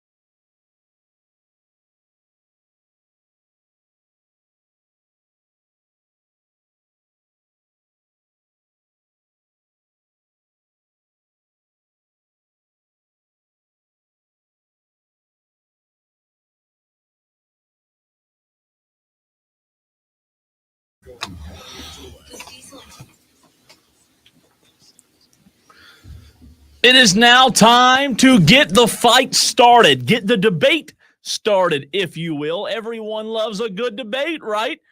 No one wants to listen to the same people agreeing all day, every day on the exact same thing. So every single day on this very show, Wire to Wire, we debate at 5. It's the 5 o'clock fight each and every day. He's Diesel. I am Cole Bryson. It doesn't matter what it is, sports related, food related, whatever, traffic related, locally, a local debate about your favorite or least favorite restaurant, whatever it is. I could talk for an hour and a half about things that piss me off in traffic. Sure. So we'll debate it right here on the 5 o'clock fight. 3 topics, new topics every single day. Diesel and I disagree. And with that, it is now time for today's 5 o'clock fight. It's an all-out slugfest, and nobody's leaving unscathed. 3 topics, 1 winner. It's the 5 o'clock fight on Wire to Wire with Diesel and Cole Bryson on the Fan Upstate. All right. These topics today are very, very good topics, Diesel. You and I, each day, we split duties, right? We may come up with one ourselves, or some days we both come up with the same amount and have to pick between the topics. But today's topics are really, really interesting, and let's get right to it. With that being said, the first topic of today, the first fight. Round 1, fight. All right here, talking about locally, I teased that a moment ago. What would be more successful in the upstate, Diesel? NHL, that stands for the National Hockey League, or UFL, the United Football League. Right here in the upstate, which do you think would have better success? I really wish and hope that I could say NHL. I would love for Greenville to have an NHL team. As a matter of fact, I've come up with an NHL team, a mascot, a logo, a man in a plush suit name, all of it for our NHL team. But I don't think the people of the upstate would support it. I don't think that, people of the upstate have a hard time supporting anything if it ain't football, if it isn't Clemson or South Carolina football. And for those reasons, I think UFL would outdraw the NHL in the upstate of South Carolina. We are, South Carolina, the biggest state in the country that doesn't have a highest level sports team. We don't have one. But I don't think that there's enough interest. I've been to big playoff games for the Swamp Rabbits, and they're like less than a third full. Yeah. People just don't show out for hockey in South Carolina. I don't get it. But attendance in the UFL, even though it varies wildly, can be pretty good. 40,300 showed up for St. Louis versus Arlington last week. The opposite side of that is just 7,500 showed up for Michigan versus Birmingham. So I'm going UFL. Even though it's second-tier football, I think it would be better attended than top-tier hockey. As well, you know what, Diesel, as much as I hate to say it, like I want to agree with you, but I can't.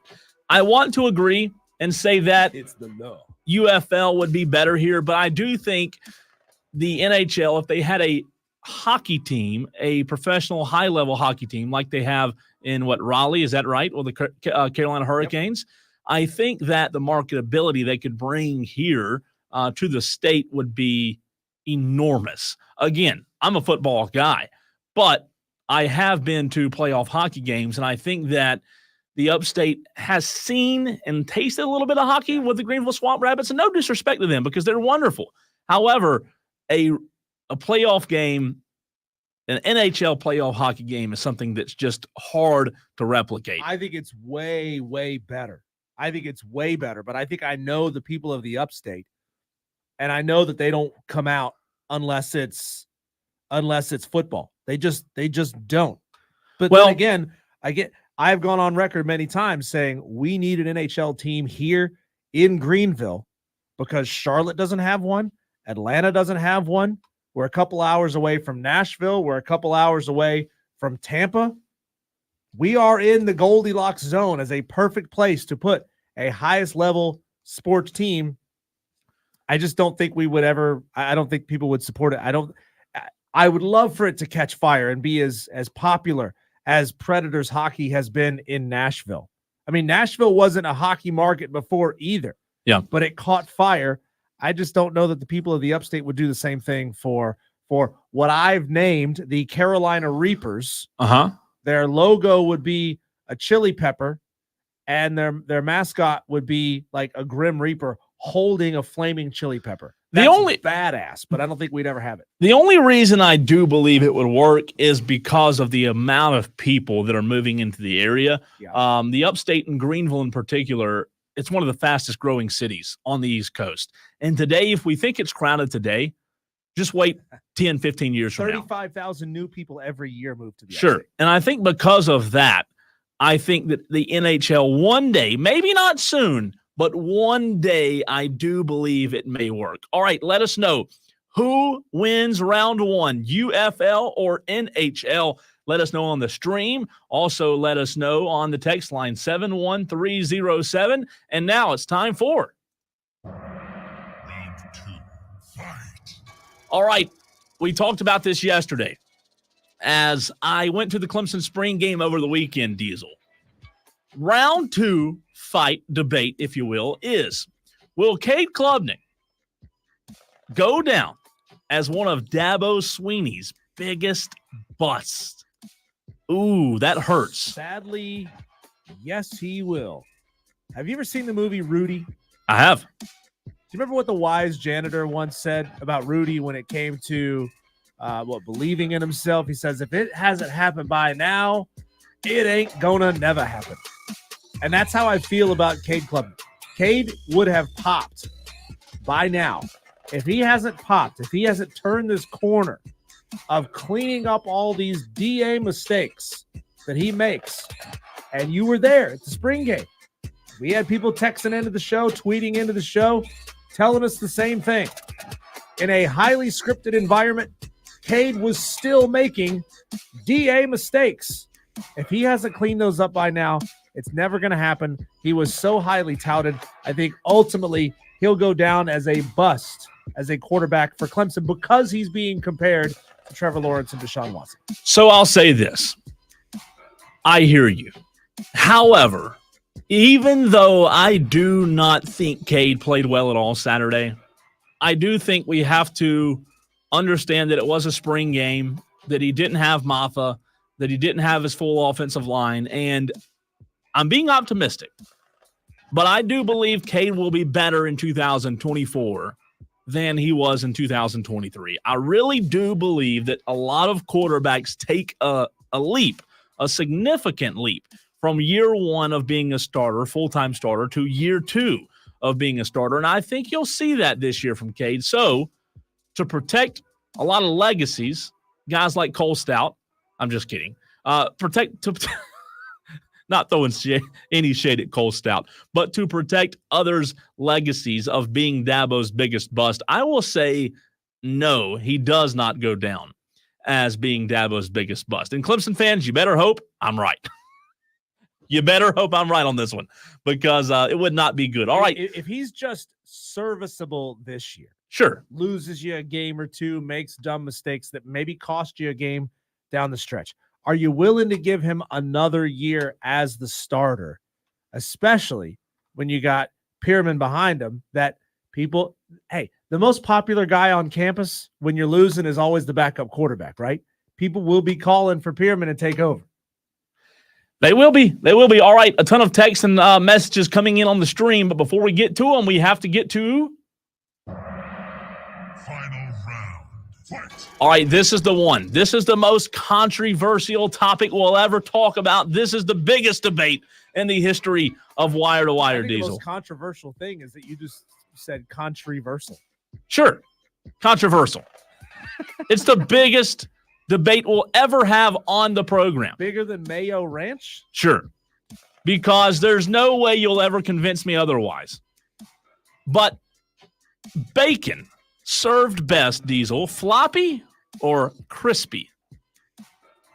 If you say the words floppy bacon to me, Cole, I might just quit this show. The answer is crispy all day. Look, if it's a scale of 1 to 10, 1 is raw. Hadn't even touched the pan yet. 10 is blackened. The ideal bacon is somewhere around a 7. Just bit my lip a little bit. A 7. Ideal bacon is around a 7. You got to render all the fat out. Not all of it, just most of it. And you got to leave meat. If I'm having to chew on it, and I can feel the mouth feel right now of floppy, still raw bacon. Ugh, it's gross. Oh, I'm not saying raw. I would never eat raw bacon. Not raw, but you know. But there's only one way, and it's floppy. When you go to that fine establishment that's on a lot of corners in the South, that fine diner, that Waffle House, you tell them you hold the weight. That means they don't put the weight on the bacon, and it's a little floppy.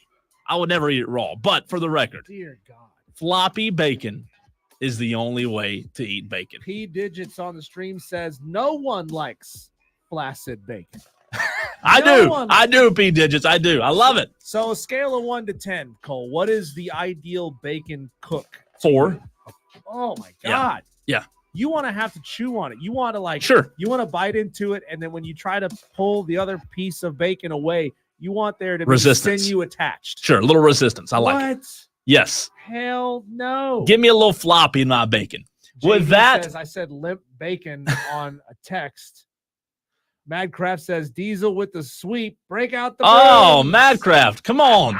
That's rude, man. That's rude. All right, that, ladies and gentlemen, is the 5 o'clock fight. If you've got an ass, I'll kick it. Submit your topics to Diesel at thefanupstate.com. Subject line fight on the Fan Upstate. All right, let's get to the reactions, Diesel. Yeah, so to review there, just very, very quickly, what would be more successful here, NHL or UFL? Cole said the NHL would be more successful. I said, even though I want the NHL to be more successful, I said I believe that UFL would be more successful here. Round 2, will Cade Klubnik go down as one of Dabo's biggest busts? I said, yes, Dabo's loyal to a fault. He's going to leave him in even when he's not the right guy. Cole said, no, you got to give the guy more time. And the final round, crispy or floppy bacon. Cole, I don't even, there's not enough 4-letter words for you. Yes. And people who love floppy bacon, I am team crispy all day long. So many texts coming in about this. JT and Greer says Diesel takes round 1. Let's see here. Texter, this is a long text. Maybe you, I think this might be JD. Yeah, I think this is JD. JD says that, gosh, where did it go? Sorry, these texts are coming in so fast, guys. This is fantastic. Let's see here. Yeah, sorry, JD. I lost your text. We'll get back to it. Yeah, JT and Greer says round 1 goes to me. Okay, here it is. Diesel wins round 2. If you can't succeed in a season where you're only supposed to be successful, you're not going to be successful. Okay. Let's see here. Texter says round 2 also goes to Diesel. Texter says, I'm getting Clemson Homer vibes from Cole. No. Come on, man. No. Just say it. Cade is going to continue to suck. Coming from a fellow Tiger. God. Texter says round 3 goes to Cole. I would be fine with losing both rounds 1 and 2, but don't you dare side with Cole on limp bacon. That's ludicrous. That's ludicrous. Okay, like maybe do you mean limp just because it's thin or limp because it's undercooked? Or both? I don't think it has anything to do with the thickness. I think it's the floppy. Like I like a little bit of fat. No. Let's see here. Texter says I didn't even hear round 1, but the Big D wins round one rounds 2 and 3 hands down.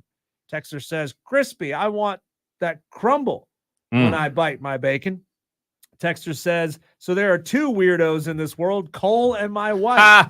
Y'all are insane, like chewing bacon flavored rubber. This comes from Joey.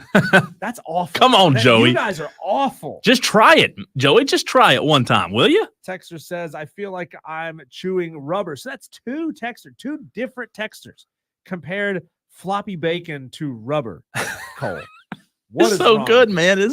I'm so hungry right now. I want floppy bacon right now. I cannot stand it, man. Here's another texter. It says, every time that dining establishment makes it crispy, it always tastes a little bit burnt to me. No thanks. Well, that's texture probably because they haven't cleaned the grill all day. That's the best part, though. That's flavor, Diesel. Come on. Texter says not burnt, but stiff. Okay. Texter says round 3 goes to Diesel. Texter says floppy bacon is the best bacon. Wow. Okay. There's 3 people I am not inviting to my Christmas party. You're not getting a Christmas card from me. Let's see here.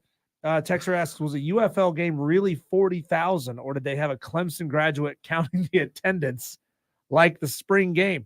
Yeah, that's the attendance that was announced between St. Louis and Arlington. Wow. 40,317. We had an interesting text earlier in the show, Cole, when we were talking about home opening day for the Greenville Drive. A texter asks if we ever thought that the new Spartanburg Stadium could host in the Clemson South Carolina series. And sadly, while the stadium is going to be beautiful, we've seen renderings and it looks incredible. I don't know that they're going to be able to get it. Yeah. Because the attendance figure, the capacity figure that we've seen for that stadium is going to be around 3,500. Sure. Whereas the Drive Stadium holds about 6,500. Founders Park, this is bad radio because I'm Googling. Founders Park holds about a little over 8,000, and Doug Kingsmore holds 6,200. So it would be less than half the size of the smallest stadium currently in the series. I don't see that. I don't see that happening. I mean, it's possible. I mean, they'd have to throw a lot of money at this, and they would have to charge a ton of money, or they'd have to bring in temporary bleachers. I mean, I'm excited to see what they do with this stadium. We still haven't heard the name of the team yet. No, hopefully soon, though. A ton of reaction coming in. A lot of really good text and messages as well. Another texter just says, crispy bacon is the same as ordering a well-done steak. No, thank you. Get them, Cole. Another texter says, the best of both worlds, air fry the bacon at 370. My wife is a weirdo with her floppy bacon, but the air fryer does. And that is, I've never air fried bacon, but that is a very interesting We put point. bacon in the toaster oven now because it's a lot less messy than putting it in a frying pan. Jacob Mahoney says Cole's opinions in sports steaks are like his bacon, soft and disgusting. Love you, Jacob. I appreciate you listening to the program. Well, you didn't see. I love how you conveniently skipped over the third one down from Michigan J. Todd. Michigan J. Todd. Cole liked floppy meat. Not sure I was going to type that today. I also missed why isn't a 5 for fighting? What? Why isn't a 5 for fighting singing the theme song for this segment? 5 for Fighting was a band in the 90s. Gotcha. Yeah. Well, I'll have to get theme music. Request your own theme music. They haven't returned our messages yet. Wesley Roberts, high-quality bacon can be eaten chewy. Therefore, I like mine chewy at the Waffle House. Say thank you, Wesley. You really think they're using high-quality bacon at the WoHo? Is there such thing, though, as high-quality bacon? Because isn't bacon like – no, there really is. There really it's all... is. Go to the deli. You know what? Tomorrow, since we're going to be at Ingalls Markets, 1500 Gear Highway and Travelers Rest, Cole, you and I are going to go to the meat section, the meat department. Sure. And we're going to get some high-quality bacon, okay? Well, this stuff, it's gonna hurt how expensive it is. We're going to get that. I might see if they'll cook it for me. Peppered bacon. Yeah. Well, if we go there and we tell them that we had a riveting debate about this on the show today, there's a very good chance. Or I want even better. For us. We can bring our own air fryer.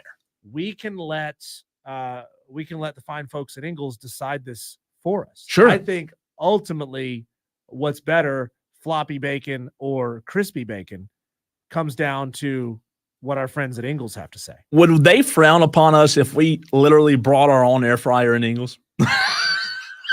They want you to go buy one out of the out of the aisle. Samuel says Cade Klubnik will be better this year. Last year, as a first-year starter and a new OC, he really didn't do that bad. Turnovers killed Clemson last year. A lot of reaction. And we appreciate all the text as well as the messages on the stream. Speaking of stream, you can watch Wire to Wire if you're driving down the interstate right now and didn't know this, you can watch Wire to Wire live every single day on Twitter, Facebook, and YouTube. That is where you can find us and continue to get your thoughts in. So many different ways for you to interact. Yep. Really good fight, though, Diesel. Yeah, over 140 people in the stream right now. Let's grow this thing to 175. Can we do that? I feel like an auctioneer. Can we get this to 175? We need another 35 people to join the stream to get us Let's do there. Right now on Facebook, on Twitter, on YouTube, search the Fan Upstate, search the Cole Bryson, search Diesel on radio. However you want to find us and jump in the stream. Let's blow this thing up. When we come back, there has been another big rule change proposed with NCAA football that we haven't even talked about today. We've talked about a lot of big changes coming to football, but this one could be even bigger. Heather Dinich is reporting it. We'll talk about it next. I'm Diesel. He's Cole Bryson, and this is the Fan Upstate.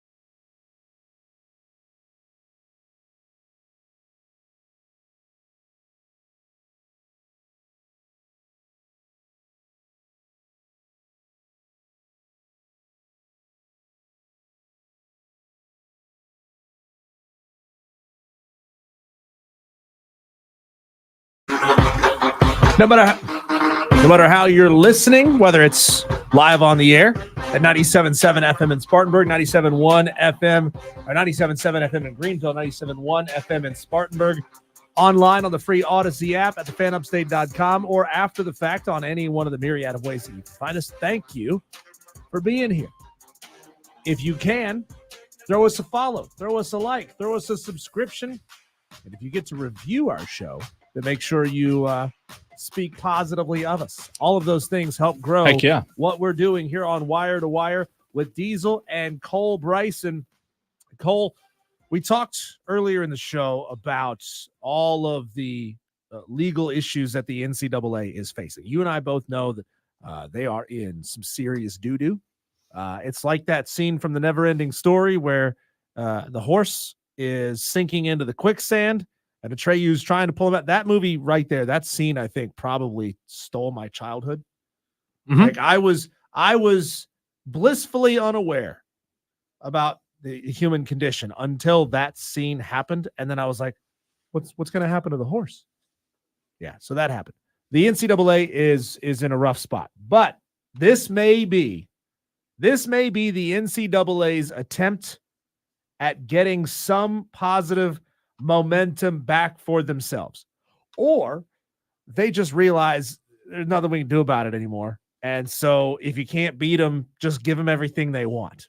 In a new report from Heather Denich, who is excellent at what she does, the NCAA Division I Council could adopt emergency legislation for a new transfer rule.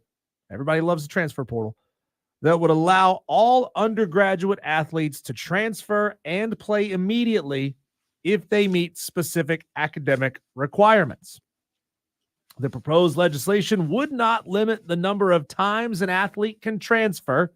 That's the big new part of this. Athletes would still have 2 windows to transfer, but wouldn't be able to transfer mid-season and play for a second school in the same year. Gone would be the one-time play immediately transfer rule. So it's a free-for-all nowadays. There are no rules. There are no restrictions whatsoever other than the fact that you can't transfer and play for 2 different teams in the same season. How much more do you hate this than what we just had, which was like the tiniest little modicum of a restriction still being on college athletes? Well, it's pretty much the NFL in a sense of you can transfer or get traded, if you will, right? Even though you're not getting traded. You are getting traded by these NIL backers, though. You can transfer from one school to the other. So, as you said, the legislation would not limit the number of times an athlete can transfer. So they can go from Alabama to Iowa, back to Alabama again, like we've seen. And now they can they don't have to sit out. And you know what? I don't know that this really makes a huge difference in terms of, like, I want to say this will be impactful, Diesel, but at the end of the day, I don't know. Like, players are only transferring now for the money anyway. So if they're going to transfer, like I never thought I'd say this, but they should be able to play the next year, because if you're going to call this the Wild Wild West as it is, let's not have stupid rules like you have to sit out for a year or whatever. If it's going to be the Wild Wild West, which I'm not saying it should be, but I'm saying if it's going to be, then open it up and you can do whatever you want. I mean, that's what the Wild Wild West is. So, you know what? If you don't want to have to sit out, now you don't have to. And, I hate to say it. I never thought I would, but it should be that way, because if we're going to have no rules, you can't have one little tiny stupid rule here and there, you know? You know what I wish we would do at this point? Just remove their names off the back of their jerseys. Like, I genuinely don't care who's playing wide receiver for my team if he could be gone in a couple of months anyway. And somebody else is going to step in and fill his role. And then he's going to leave. And then someone else is going to step in and fill his role. Like, unfortunately, nobody is weeping for coaches who have to build rosters, who have to build continuity. We're going to see a higher level of mistake-prone football. We're going to see the best of the best players being funneled up to bigger and bigger schools. Like, I was hoping, Cole, out of the transfer portal, and NIL, that we would see players transferring down to get more playing time, to get more notoriety. Mm-hmm. You know, if you're a second string wide receiver at Alabama, you could say, oh, well, I could transfer down to Texas Tech, for example. And there I could be wide receiver 1, and I'll make more money, you know, signing autographs and doing appearances at local car lots, whatever. Yeah. In Lubbock than I would make being second string nobody in Tuscaloosa. That's what I think everybody naively thought was going to happen with the transfer portal and NIL, but that's not what happened at all. Well, what I think it's big boosters for Alabama, or big boosters for Miami, or whatever school it may be, can afford to just stack elite talent at these schools. And these kids, all they care about now is, how much are you going to pay me? How much playing time am I going to get? How much are you going to pay me? What I think is most interesting is the fact that, like, everybody has a different opinion on this, whether you're a fan or a radio host or a coach or a player. The opinion's different. I heard a really good interview yesterday with Pat Kelsey, who was at Charleston, is now the basketball coach at Louisville. And the way that I am as a college football fan, I'm never going to think like a coach because I'm not coaching, right? But in the interview, he literally talked about having to, as a coach, regardless of really how you feel deep down, having to embrace every single thing about this new era of college football. And what we're talking about now is a great example because it does relate locally to Dabo Swinney and what Pat Kelsey's doing at Louisville. He's already got 2 guys today. By the way, today, he has not even been there a week and already has 2 recruits that he's flipped in the transfer portal, does Pat Kelsey. So my point is, Pat Kelsey is showing us that whether you like it or not, as a coach, you only have one job. And the only job that you have as a coach is to embrace it, because you have to win. You can't go to your AD and principal and board and say, well, yeah, we didn't win, but we had great GPA. So my point is, Pat Kelsey is the epitome of what coaches need to be in football, baseball, and basketball. And I love the way that he's embracing it, because he understands that at the end of the day, it doesn't matter how you feel. Like Dabo Swinney, for as good as a coach as he is, and Nick Saban to a degree, we hear too much about how they feel. Like at the end of the day, we shouldn't care. We don't care how you feel. The only job you have is to win. So we should say, as reporters, as media, when they tell us how they feel, we should say, Coach, we don't care. Like that doesn't concern us. You have a job, and your job's to take advantage of every single thing you have and embrace it, right? And that's what Pat Kelsey's doing. Well, you're saying we all need to embrace chaos and like it. And I'm not saying that the fan has to, but I'm just saying that the coach has to. We're here. I mean, so would you be in favor of driving down a winding mountain road without a guardrail on the side of the road? I wouldn't be in favor of it. Okay. No. So you wouldn't be in favor of that. Are you in favor of no speed limits on American roads? Anybody can drive as fast as they want to drive. Well, anywhere they go. Don't ask me that question because I'm a little fast drive. I'm a little lead foot diesel. But no. To answer your question, no. Downtown, and I use this term loosely, downtown Boiling Springs. Yeah. You want Rashee Rice and his buddies racing their Lambos and Corvettes at 150 miles an hour down the main drag through Boiling Springs, because hey, we can't restrict anybody for anything. If you want to do it, we give you the right to do it. Right. So look, it has been shocking to me to watch the utter dismantling of the NCAA's rules over the past just 2-3 years. Sure. Like, it has happened so fast. And part of that is the NCAA's fault for not getting out ahead of any of this, for acting like their authority would never be challenged and that they would always be in control and would be able to dictate what players can do. I'm all for players making a little bit of money off of their name, image, and likeness. I am not for Tyson Chicken, to use an example that we used earlier today, being able to say, hey, We're gonna pluck a guy off of Alabama's roster. Oh, I like what you did there. A guy off of that roster, yeah. And we're going to pluck a guy off of that roster, and we're gonna throw him in the fryer, and we're gonna have a crispy team next year. Dinosaurs. Tyson dinosaurs. Tastes better when they're in the form of It does. It does. Real quick before the break, let's go to the phones. 844-FAN-PHONE. JD wants to chime in on the conversation. What's up, man? Hey, Cole, Diesel again. Thank you for always taking my call, gentlemen. Diesel, you said something there just a minute ago that I'm a big fan of recycling. I like recycling plastic. I especially like recycling beer cans, and I don't necessarily like recycling sports takes. But one you mentioned there a minute ago, you said you're good with taking the names off of the back of the uniforms. And to tell you what, I'm good with that too, man. These guys, I mean, you don't even know how we don't even know their names anymore. Bam, they're gone.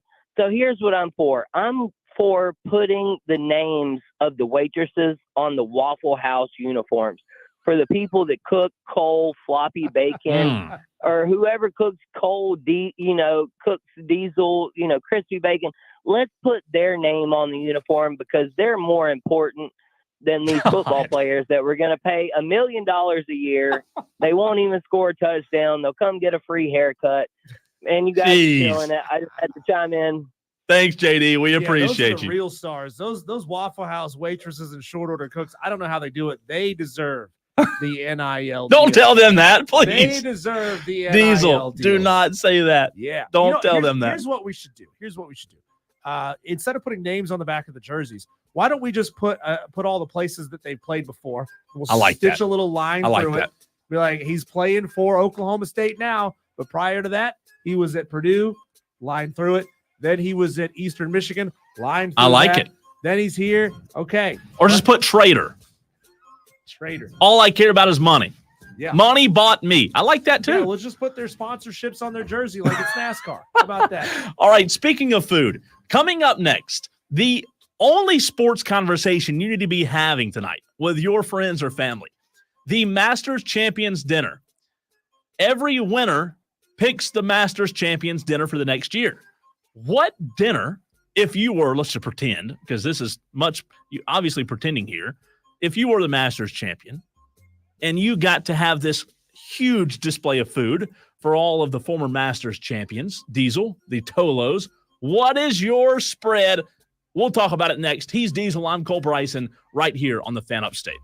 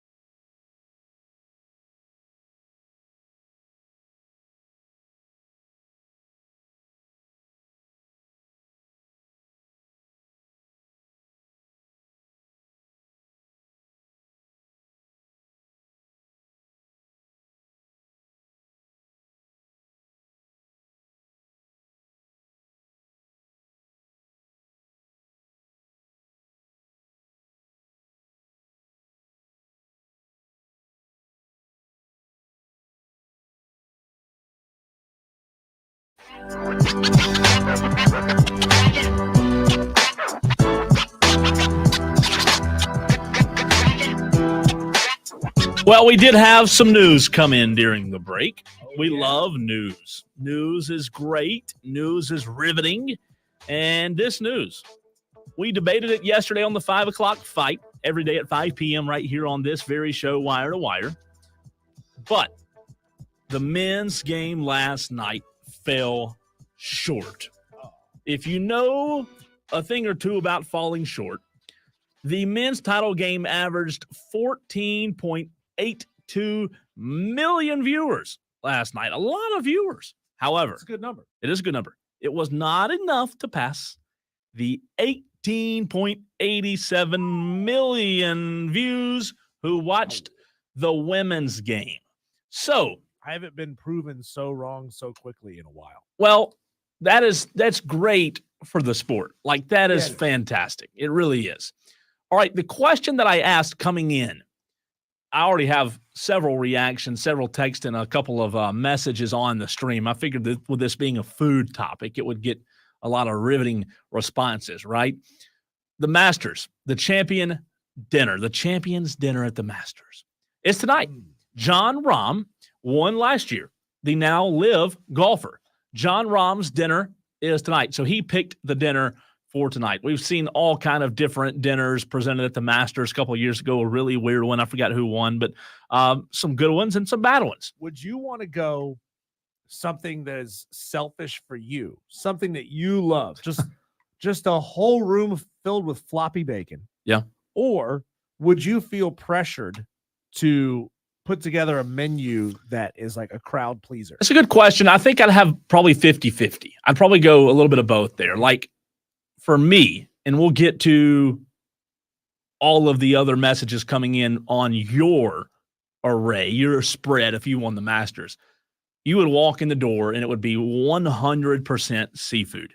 You would walk in and the first thing you see, Diesel, would be a ginormous table, the biggest table you've ever seen in the history of tables.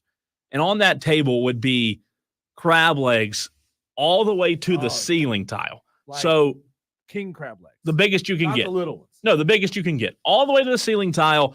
In fact, the ceiling tile would be pushed up a little bit from where the crab legs were stacked. So it'd be my spread. If I won the Masters, I might one day, but if I won the Masters, it'd be crab legs, it'd be seafood aplenty. You'd have crab legs, you'd have grilled shrimp, you'd have fried shrimp, everything that's in the lake or the ocean. I would tell the people who are doing this, I'd say, look, if it lives in a lake or an ocean, I want it in this room. And it would be a seafood mastermind. I mean, just seafood if it comes from a lake? Yeah, sure, why not? This time it would be. It would be crab legs, shrimp, fish, just what Bubba say off of Forrest Gump? You name it, kind of shrimp. Shrimp, burger, shrimp, Everything, shrimp, man. Shrimp, salad. So that would be my ideal master spread, seafood piled to the ceiling. It is our family's Christmas tradition to cook king crab legs. I love them. Every Christmas. No, sorry, not Christmas. New Year's tradition. So we make a small steak. Mhm. It's always filet. It's like the best you can get, just small steaks, and then the king crab legs. And this past year, we had far too much crab meat, and you know as well as I do, you can't put it in the refrigerator. It's not going to be as good the next day. So No. you have to eat it fresh. And three of us like gorged down on 2 or 3 big clusters of king crab legs. I've never Sure. had anything like this before. And I'm talking like chunks of crab meat coming out of the legs of these things, Oh, like that big. melted butter. Oh, yeah. Oh, man. Just enormous. Like the house stunk like it for days. But I don't regret a single thing. I don't regret a single thing. Now, the only issue that I would have with your menu there is keep the damn crawfish off the menu. Oh, really? Yeah. No crawfish want for it. you. Don't want crawfish. Number one, they don't taste as good as people think they do. Number two, it's way too much work. If somebody wants to peel them for me, that's great. You do have to eat a lot of But them. it's like, yeah, it seems incredibly wasteful to kill all these Oh. living creatures God, they're good. for like the tiniest little bit It's of so meat. good. They're not good. Give me a crawfish boil, but everything but the crawfish. So what is And yours? I'll eat everything else but the crawfish. So what I would do with my menu, Cole, is I would go exotic with the meat, but I would do it basically the way we have an exotic, wild fish and game restaurant here in Greenville. I don't know if you've ever been. It's called Saskatoon. I have. And I love that place. Yes. I love that place. So they got like kangaroo. They've got bison. They've got, elk. I would go there, but I would request one very specific thing that they don't have on the menu there. And that's bison carpaccio. You ever had bison carpaccio? No. Sounds good, but I have not. There's a restaurant downtown Greenville. It's at the Grand Bohemian Hotel. It's called Between the Trees. Shout out, free plug for them. That makes bison carpaccio. It's thin sliced raw bison. Huh. It's drizzled with like olive oil and lemon and all kinds of other things too. It is, and I swear to God, if you cut this up and make it sound like I'm saying something that I'm not saying, it is the best meat I've ever put in my mouth. He's writing down a timestamp.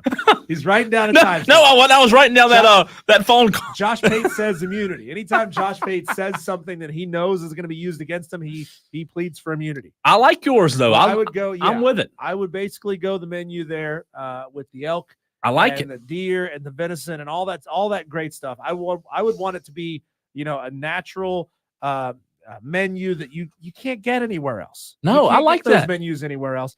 But to me that would be it would feel fancy, but it's not all that fancy. That's what I want. Here's what the Tolos are saying. Madcraft said he'd open up with a beautiful array of Dorito chip bowls, delicious entree consisting of barbecue weenies, Cole's Special Ranch, slaw, and 1 can of Busch Light, ending with moon pies. P. Digit said he would like to have a spread of fast food like Trump pulled off. Let's see. That was the North Dakota State football team that came to the White House, and they had. Was it? I thought it was Clemson. Checkers. Well, he might have. And Clemson had McDonald's, right? Did he? I think he did. I think Clemson had McDonald's. On the text line, one Tolo says, "I want a steak cake." Another texter, crawfish are not worth it. A great friend of mine says a texter still cooks at the Masters. If they don't like the menu tonight, they can order off the traditional menu, or in his words, whatever they want. Well, what's the point in having the dinner? That's true. That's dumb. You can just order whatever you want because they might be making a ton of food. Surely nobody does that, do they? Yeah, no, you'd have to. One texter says, bird dogs, natty light, pork rinds, and star crunch would be my menu, Lefty Tiger. That's classy. Lefty Tiger, I think that might be a bold strategy there, because if you get the entire field all fattened up with trans fats and heavy foods, you could just have yourself a nice salad and go out there and smoke the competition on day one. Michael in Simpsonville says, the never going to happen Masters dinner has honestly kept me up at night.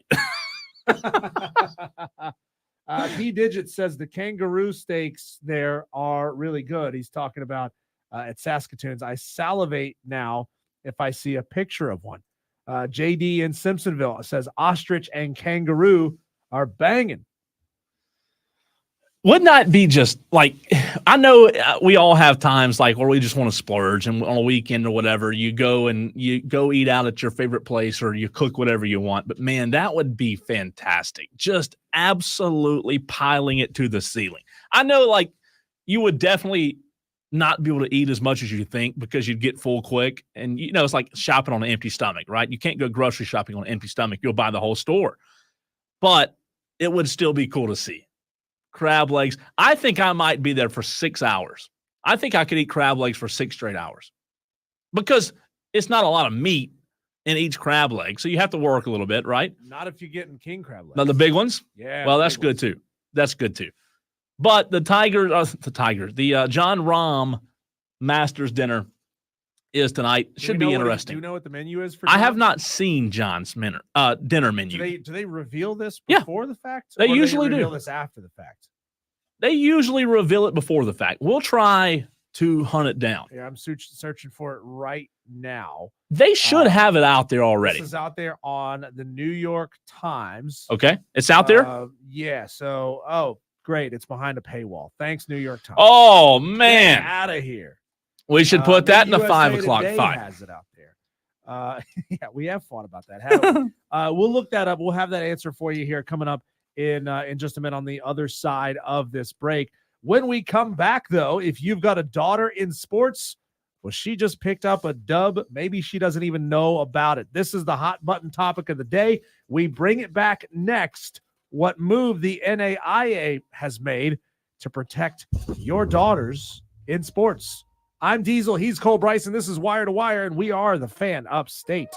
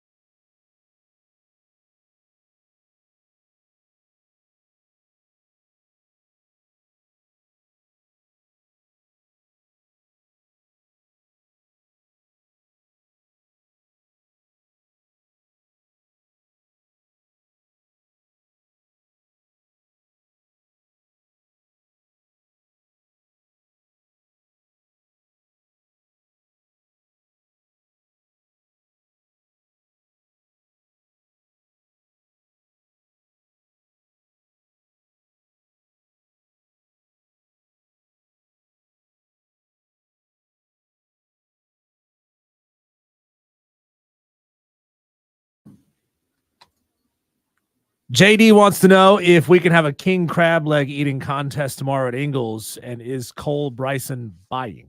If you can find another guy there named Cole Bryson, absolutely. I just looked it up. What is the current market price of jumbo king crab legs? $80 a pound. God. 80. And you got to think, man, like pound. a cluster. I don't know how many clusters you get in a pound, but a cluster's pretty heavy itself, man. I bet you a pound. It says approximately 1 1/4 legs/claws per pound. So you're probably, oh God, that's not a lot. No, They're it's high. not. It's not. You know how much it costs to go to like a seafood crab leg buffet now on the coast? Have you ever been to one in Myrtle Beach? It's famous from people around here. It's near Ocean Calabash Lakes. one? Not in Calabash. I love Calabash, North Carolina. But this one's Krabby Mike's at Myrtle Beach. If you've been to Myrtle Beach, you've probably been to Krabby Mike's once or twice. It is now $90 from what I was told. Yo, Someone who just went down there. $90 for the crab legs. pass. Yeah, I'll pass. I will have the fried shrimp, please. I'll have the salad in the water, please. We did look up the Masters Club dinner, Oh, man. which is tonight. John Rahm's menu, and then we have translations on here, but we're gonna try. This is gonna be great radio. The fact that we need translation. we are gonna, yeah. Well, it's all in Spanish, okay? But we're gonna try. This is bad radio. We're gonna try to pronounce the Spanish items that are on John Rahm's menu. Do you want to go first, or do you want me to go first? You go first. I am pulling it back up now. Ibericos. Ibericos is on. Anybody who speaks Spanish, please let us know. Rate us 1 to 10 how well we're doing here. Ibericos. That's pretty close there, Diesel Art. That's an acorn-fed Iberian ham, cured pork loin. That sounds fantastic. Am I going down or across? Either Please don't say across. You need to go across. All right. I'm going to have to look a little closer. Hold on. All right. Sorry, streamers. You can't see me. I'm having to look really close at the screen here. The second item on John Rahm's menu. All right. You ready? Yeah. Idazabal con trufa negra. That would be Idazabal cheese, black truffle. That sounds delicious. What in the world is that, man? Idiazabal con trufa negra. I have no idea Yes. what that means. All right, am I going? You go or across. down? Go across. Oh, That one's easy. tortilla de patatas. It's a Spanish omelet with onions and confit potatoes. John Rahm needs better taste, man. All right, the next one is chistorra con patata. You and I would not do well traveling abroad. So spicy, what's that say?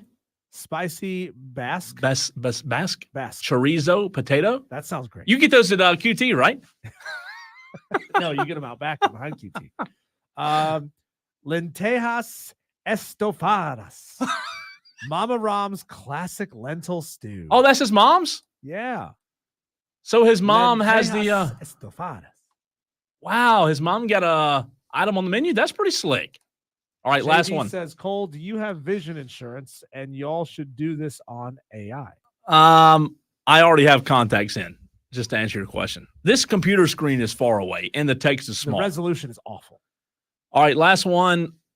Croqueta de pollo. That is creamy chicken fritters, something potatoes. Confit. Confit. That sounds Yeah. really good, man. That sounds like the best one.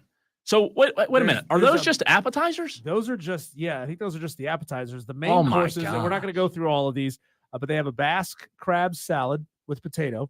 Your main course, that's your first. That sounds course. Your good, main man. course are Basque ribeye Ooh. with piquillo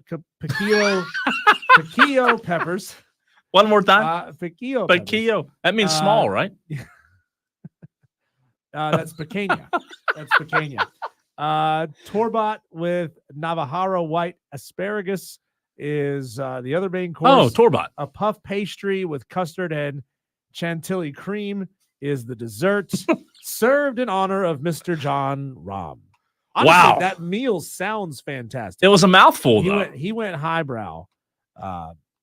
John Daly, I'm sure if he ever won the Masters, he would go lowbrow. Fried chicken, you think? Yeah. So we teased this a few minutes ago. We got to it earlier in the show.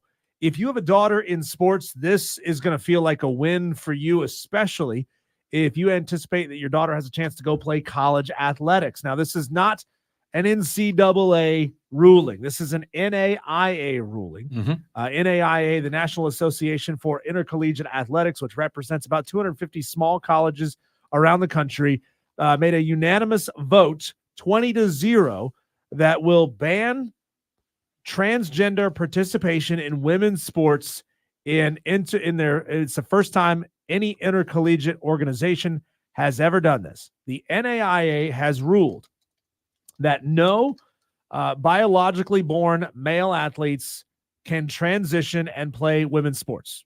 So you have to either be biologically born a woman, so assigned a female at birth, to participate. You cannot be a transgender male who's undergoing hormone replacement therapy. You cannot compete at a NAI school in women's sports if you were biologically assigned male at birth. So congrats to the NAIA. Got it right. Cole's opinion, they got it right. I believe that if you change your identity, you should not be able to compete in the sport that you are changing your identity to. Now, I know that this is just the conversation, the hot topic is men playing in women's sports, right? I believe that if you change your identity, you're done with sports. Okay? You're done with sports. There is an advantage. It's not a fair advantage. And everyone, I say everyone, let me back up. Most people know that there is an advantage physically when it comes to athletics, Diesel, between most men and women. I love what the NAIA did, and I wish the NCAA would say, you know what? We're going to follow suit and end the madness, but they won't. But the NCAA is being sued left and right, so you know the NCAA would be sued back. We haven't heard yet if there's a lawsuit against the NAIA because of this. There will be. There will be. I'm sure there will be. Quote here, any athlete who has begun hormone therapy can compete in workouts, practices, and team activities, but no competition. The NAIA policy notes every other sport, quote, includes some combination of strength, speed, and stamina, providing competitive advantages for male student athletes. It takes small schools and the governing body who oversees these small schools to finally have some common damn sense, Cole, and understand a basic biological tenet. Sure. That if you were born male, you have competitive advantages over females in sports. There's a reason why Leah Thomas went from 500 as a male swimmer, ranked 500 in the nation, to number 1, because she has a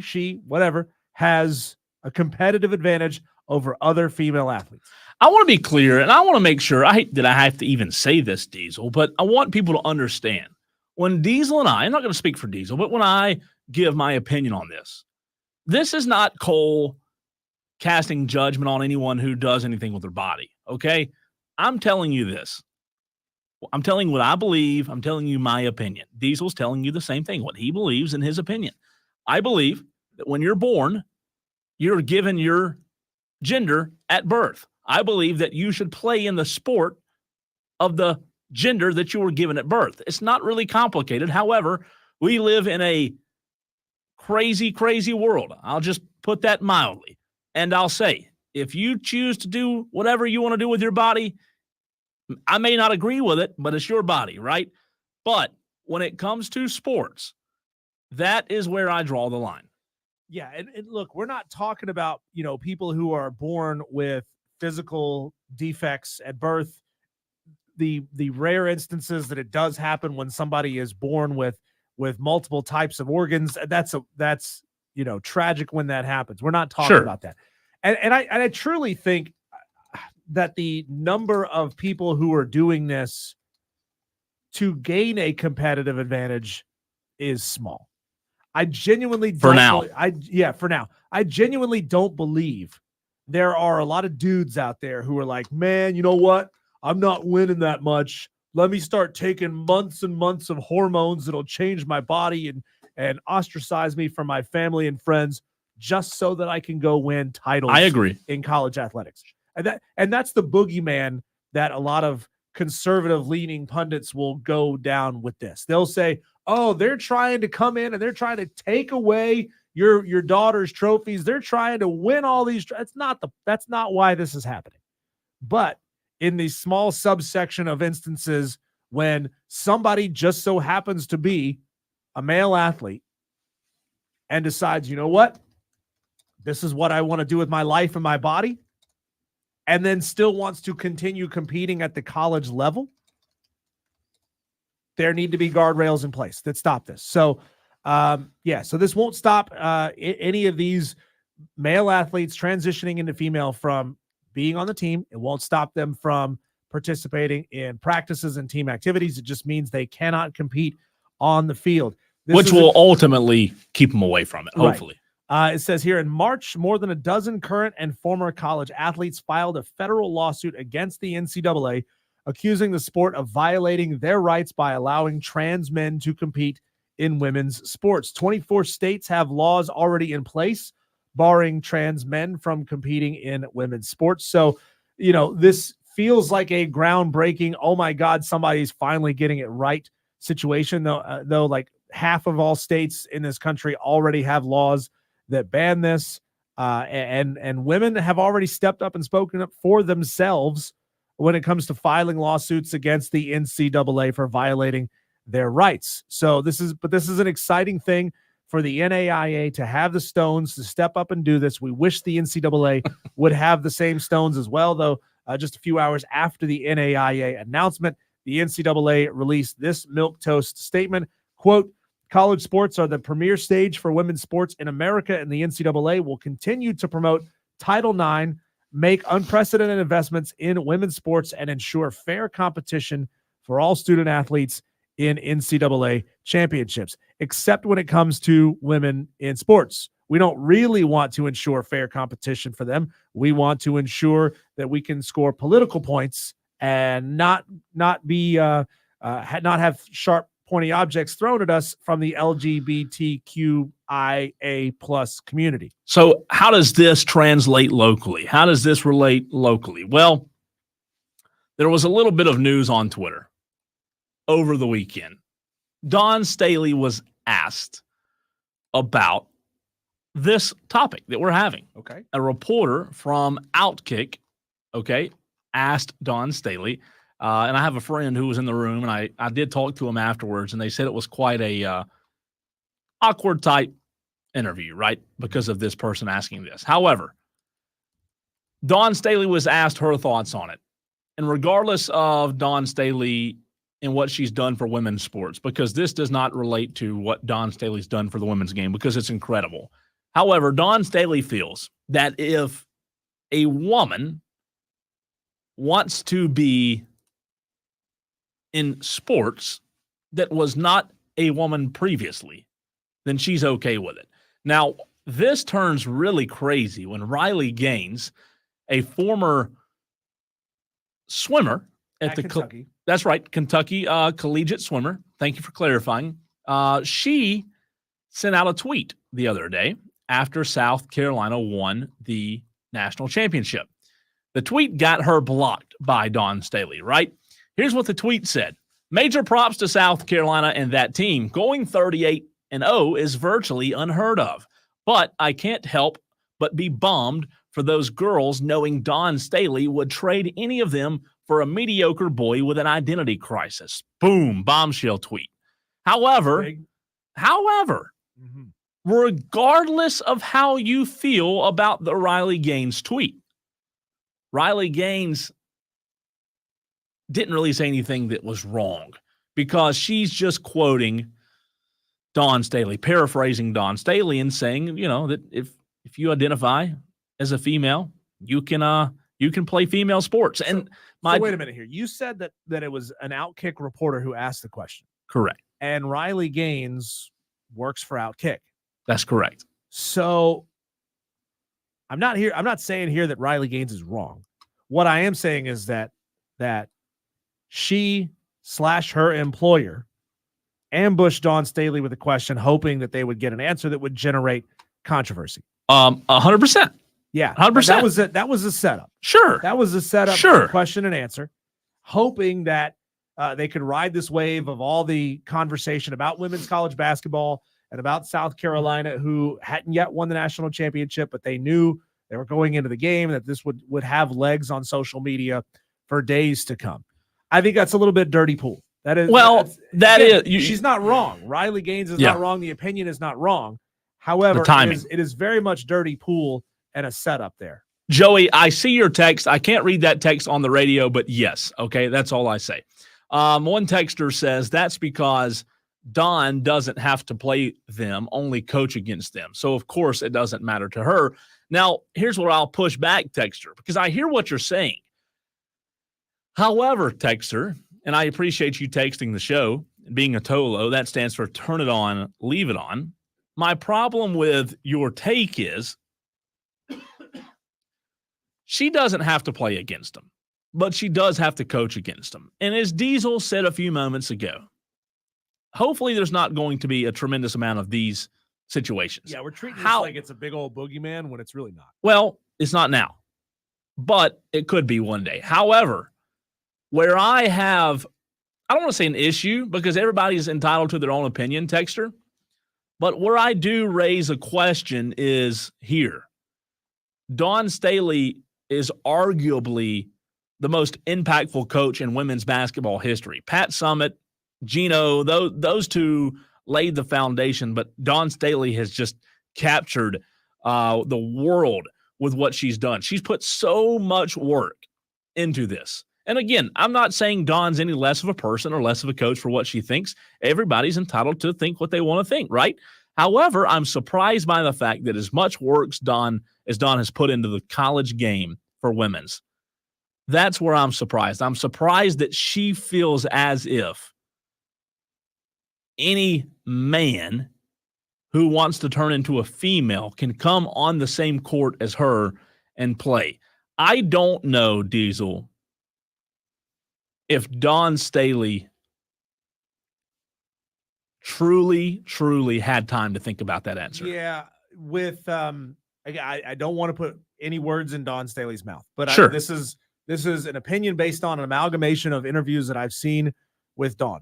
Dawn appears to be a faith-based individual, and she also has worked very hard to promote women's sports.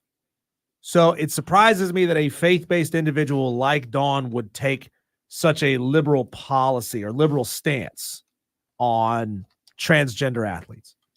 I mean, it surprises me that she didn't come out unequivocally and say, absolutely not, we don't need this in the game. But it's modern social media. You're damned if you do, you're damned if you don't. No matter what you say, 50% are going to say that you're wrong for whatever opinion you have.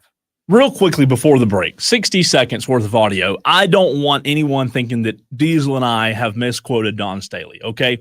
We don't want that. So I have the audio of what Dawn Staley said, her words, not ours. Dan Zakrzewski, Outkick coach, you just talked about, what a massive weekend this is obviously for women's basketball, women's sports in general.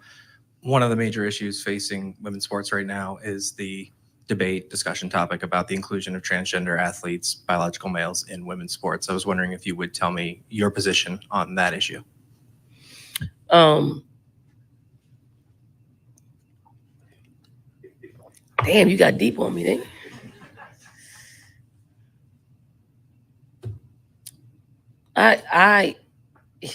I'm under the opinion of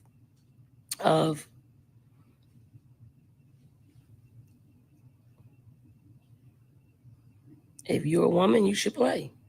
If you consider yourself a woman or and you want to play sports or vice versa, you should be able to play.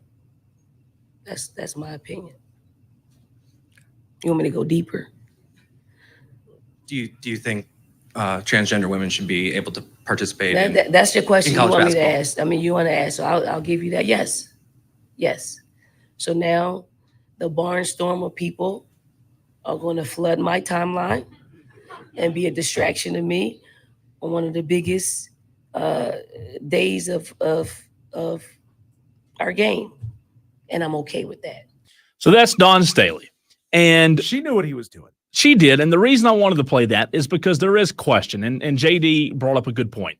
He said, does she mean that she just wants them to be able to play in general and not play against the men's? Well, the reporter, you heard after she answered the question, Diesel, she asked again, is that a good answer? And the reporter says, the reporter adds a comment or two, and she says, okay, you want me to go into it? And she said, yes, I do think they should be able to play.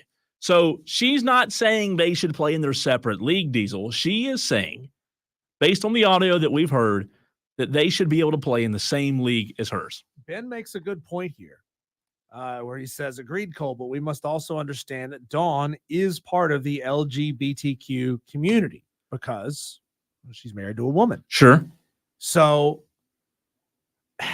but is and again, I'm not trying to get into a political no discussion here, but is LGBTQ the same as transgender? that's what the T stands for. Okay, so take the T out, and okay, I was confused. I'm sorry. I do want to caution anyone against assuming. Wait a minute. Let me back up.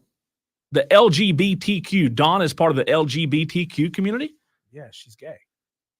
Dawn Staley's married to a woman. Right, but I thought the T stood for transgender. It does.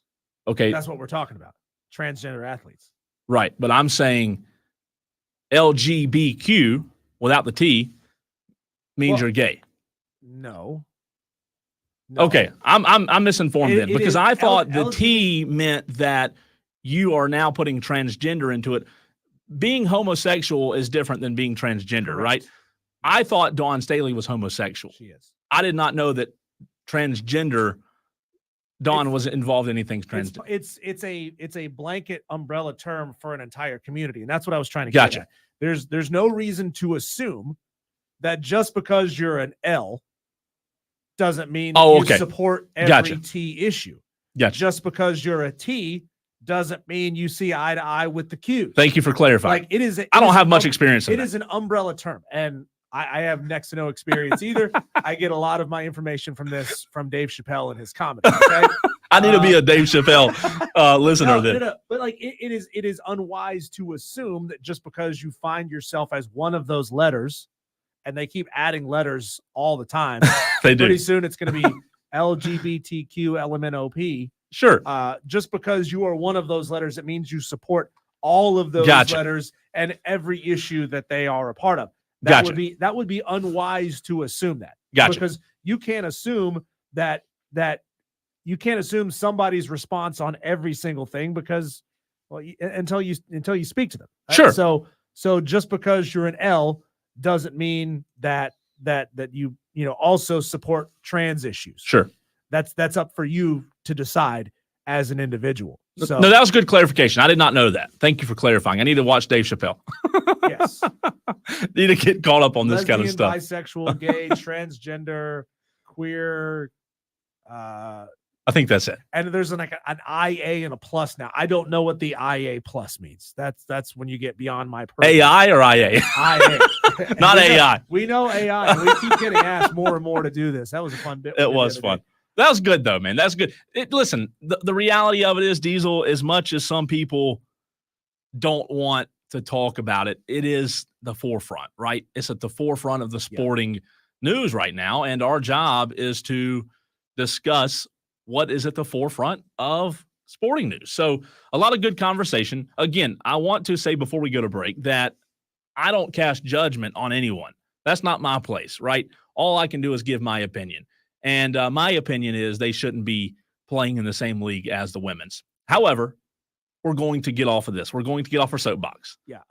All that to be said, I and you both have a very high opinion of Dawn Staley from Sure. our interactions with her, from our interview that we had with her last week. Dawn Staley is a fantastic person, an impressive person, an incredible basketball coach. And that's really all Dawn Staley needs to be. That's we right. don't need to ask Dawn Staley to be a champion of every issue. And listen, the Unless bottom she wants line to. is, Diesel, you're right.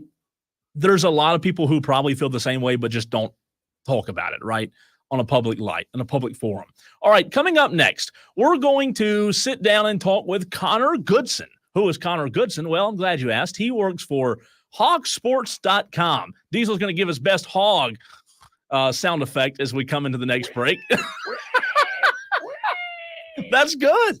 That's good. Coach Cal. Like a pig. Coach Cal talk, man. Here we go. Coach Cal to Arkansas. We'll talk to Connor Goodson about it next. He's Diesel. I'm Cole Bryson. This is Wire to Wire.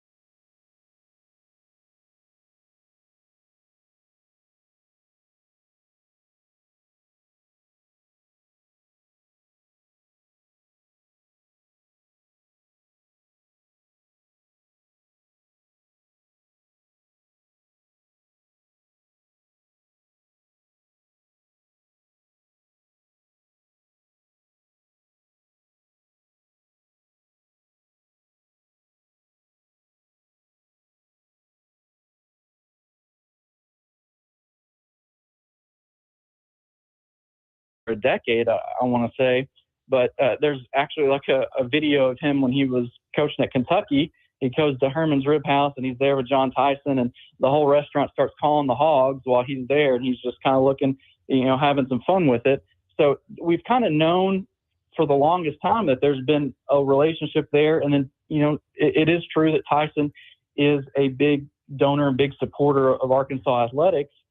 I think that there's a misconception about Arkansas and who is actually able to support the program. And a lot of people think we're just a bunch of hillbillies out here, but there's, you've got the Walmarts, you've got Tyson Foods, you've got JB Hunt, which is a Fortune 500 company. I mean, you've got a lot of wealth here in the state that can really throw their weight around if they wanted to with athletics. But for a while now, there really hasn't been reason to. And then you hear that John Tyson, Calipari have a really strong relationship. That blossoms into Tyson just saying, hey, why don't you just come be the coach here? Kentucky doesn't really like you. They want to get rid of you, but they can't because they would owe you $33 million. So why don't you just come here? Arkansas fans are going to embrace you. It's a fresh start. He literally has a blank slate. Arkansas doesn't have a single scholarship player available right now. They have no coach. It's Calipari is going to have a completely blank slate to kind of really do what he wants with this roster, do what he wants with the coaching staff. And I mean, for Arkansas fans, I think everyone's just kind of excited to see where this goes. And it's really interesting that John Tyson is kind of the Pied Piper behind the scenes that really made this happen. Connor, I have to assume that when they go to this restaurant, John Tyson picks up the tab. I mean, if you're a multimillionaire, I think you let the multi-billionaire pick up the tab. We're talking the Coach Cal hire to Arkansas with Connor Goodson, who covers Arkansas for hogsports.com. We're planted firmly in South Carolina Gamecock country, and I think there's a lot of similarities between the fan bases of Arkansas and South Carolina. I don't know that either one really quite knows or is 100% committed to what they want to be as a fan base. We've seen South Carolina have success this past season in basketball, but even throughout all of that, the fans are more committed to football than they are to basketball. Do you think the hiring of John Calipari really signifies an equal investment in football and in basketball from the administration? And how do you think this hire will change things for fans? Will fans who probably see themselves as football first will shift their attention and maybe decide, you know what, maybe we are a basketball first school? Well, I will say that the unique thing about Arkansas, and I know South Carolina and Arkansas came into the conference at the same time, the SEC, and there was always kind of that relationship. But with Arkansas, one of the big differences from any other SEC school, we're the only show in our state. We don't have any pro teams. We don't have any big attractions. Growing up, everyone wants to watch the Razorbacks. That is what we do on the weekends. We go watch Razorback football, Razorback basketball, Razorback baseball, whatever. That is basically our pro team. That's our entertainment in the state. And so a lot of these people growing up, I mean, they were just naturally fans of Arkansas first before any other professional teams or anything like that. So there's always been a healthy amount of fan support across the big three sports and even into some of the other sports like women's basketball. You've got softball, soccer. There's always been a healthy amount of support. The financial backing hasn't always been there, but I think that hiring someone like Coach Cal, that really just elevates not only the basketball program, but I think you're going to see it elevate, fan interest in other programs just because there's so much national attention now on Arkansas, on the Arkansas brand, and having a respected Hall of Fame coach like Cal, that just kind of, high tides raise all ships. That's kind of what I think you're going to see here. And a lot of these football or baseball only fans, I think that they're going to really start to pay attention, and you could have some really, really awesome, memorable crowds in Bud Walton Arena this first season and going forward. Hey, Connor, great stuff, man. We so much appreciate you taking time to hop on with us this afternoon, as I know that you guys, the world you live in with this news breaking is very busy and very hectic, but we continue. We look forward to continuing to talk to you on a much more regular basis. We appreciate you taking time to hop on with us, man. Hey, I appreciate y'all having me, and I look forward to doing it again. Y'all take care. Absolutely. That is Connor Goodson of hogsports.com.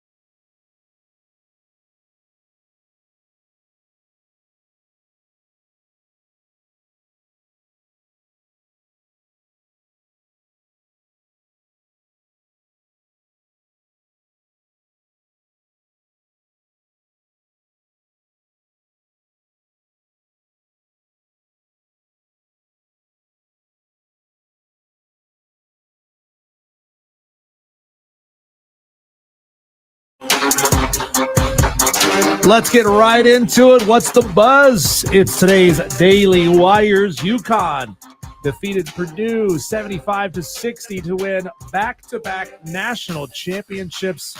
UConn enjoyed the largest point differential in tournament history. That means it's boring. Yeah, that means they were curb stomping everybody, American History X style, for the entire tournament. That's not the headline you want if you're college basketball, is it? No, you want parity. You want tight games. I mean, somebody somewhere is getting chewed out today on the men's side because the women's national championship had more viewership. Can't be good, man. It's someone's job to get the best possible ratings they can get.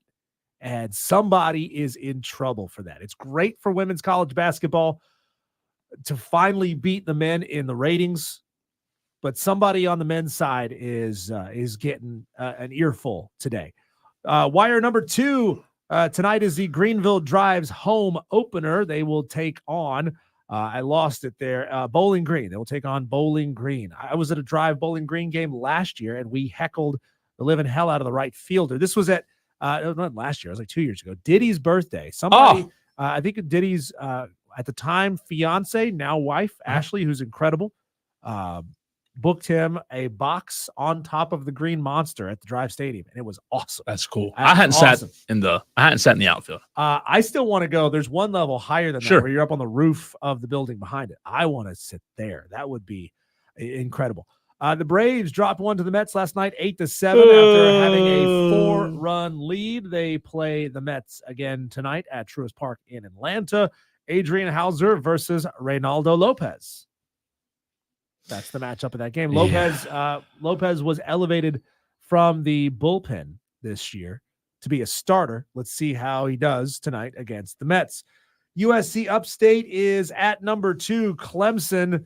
It's tied up. It's tied up right now. 1-1. 1-1. Nolan Naraki just hit a solo home run for the Tigers to tie it up. Upstate, we said this last week, they're not a terrible team. 21-12. Clemson did blast them at Fluor Field. Yes, they did. 21-12 for USC Upstate Spartans. 28-3 for Clemson. We'll see how this one plays out. South Carolina plays tonight at Truist Field in Charlotte. 7 o'clock first pitch, so 10 minutes from right now, they take on number 13 UNC. The Clemson-South Carolina baseball game that was postponed on March 1st will not be rescheduled. Sweep. They have said, make sure you reach out to whoever you bought your tickets from, and they will honor your tickets at a later date, or you can turn them in for a refund, I do believe. And tomorrow, Wire to Wire, Cole Bryson and myself, we're going to be live at Ingalls Market's 1500 Gear Highway in Travelers Rest. We want you to come see us. 3 o'clock, we'll be out there. And we'll hang out a little bit afterwards as well. If you want to come say hello, we'd love to meet you face to face. This audio, Cole, this struck me mostly because of how true it is.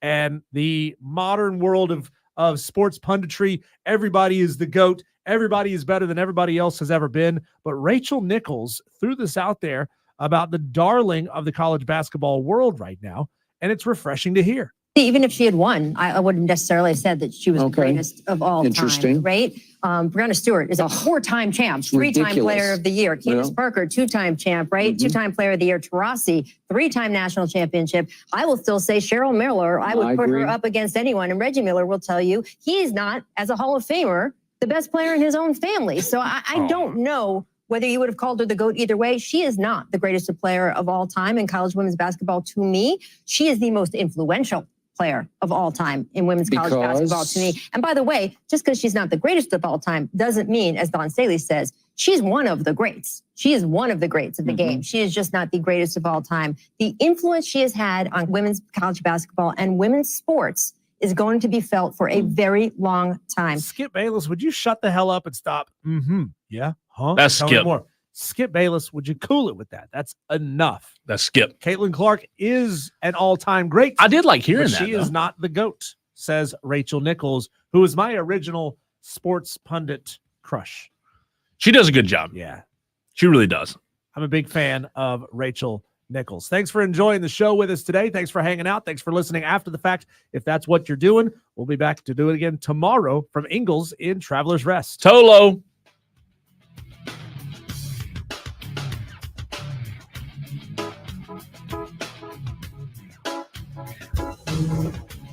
You guys are absolutely fantastic. Thanks for being with us for the majority of the show. All of you, JD, you turned it on late today. We're not going to forget that. Nah, man, we appreciate you, JD. We appreciate Madcraft. We appreciate P Digits and Roger Carper and Trey Davis and everybody who was a part of the stream today. Thank you much, guys. We will be back on the stream tomorrow from Ingles in Travelers Rest. Hopefully you can come out and see us. We want to see your faces tomorrow.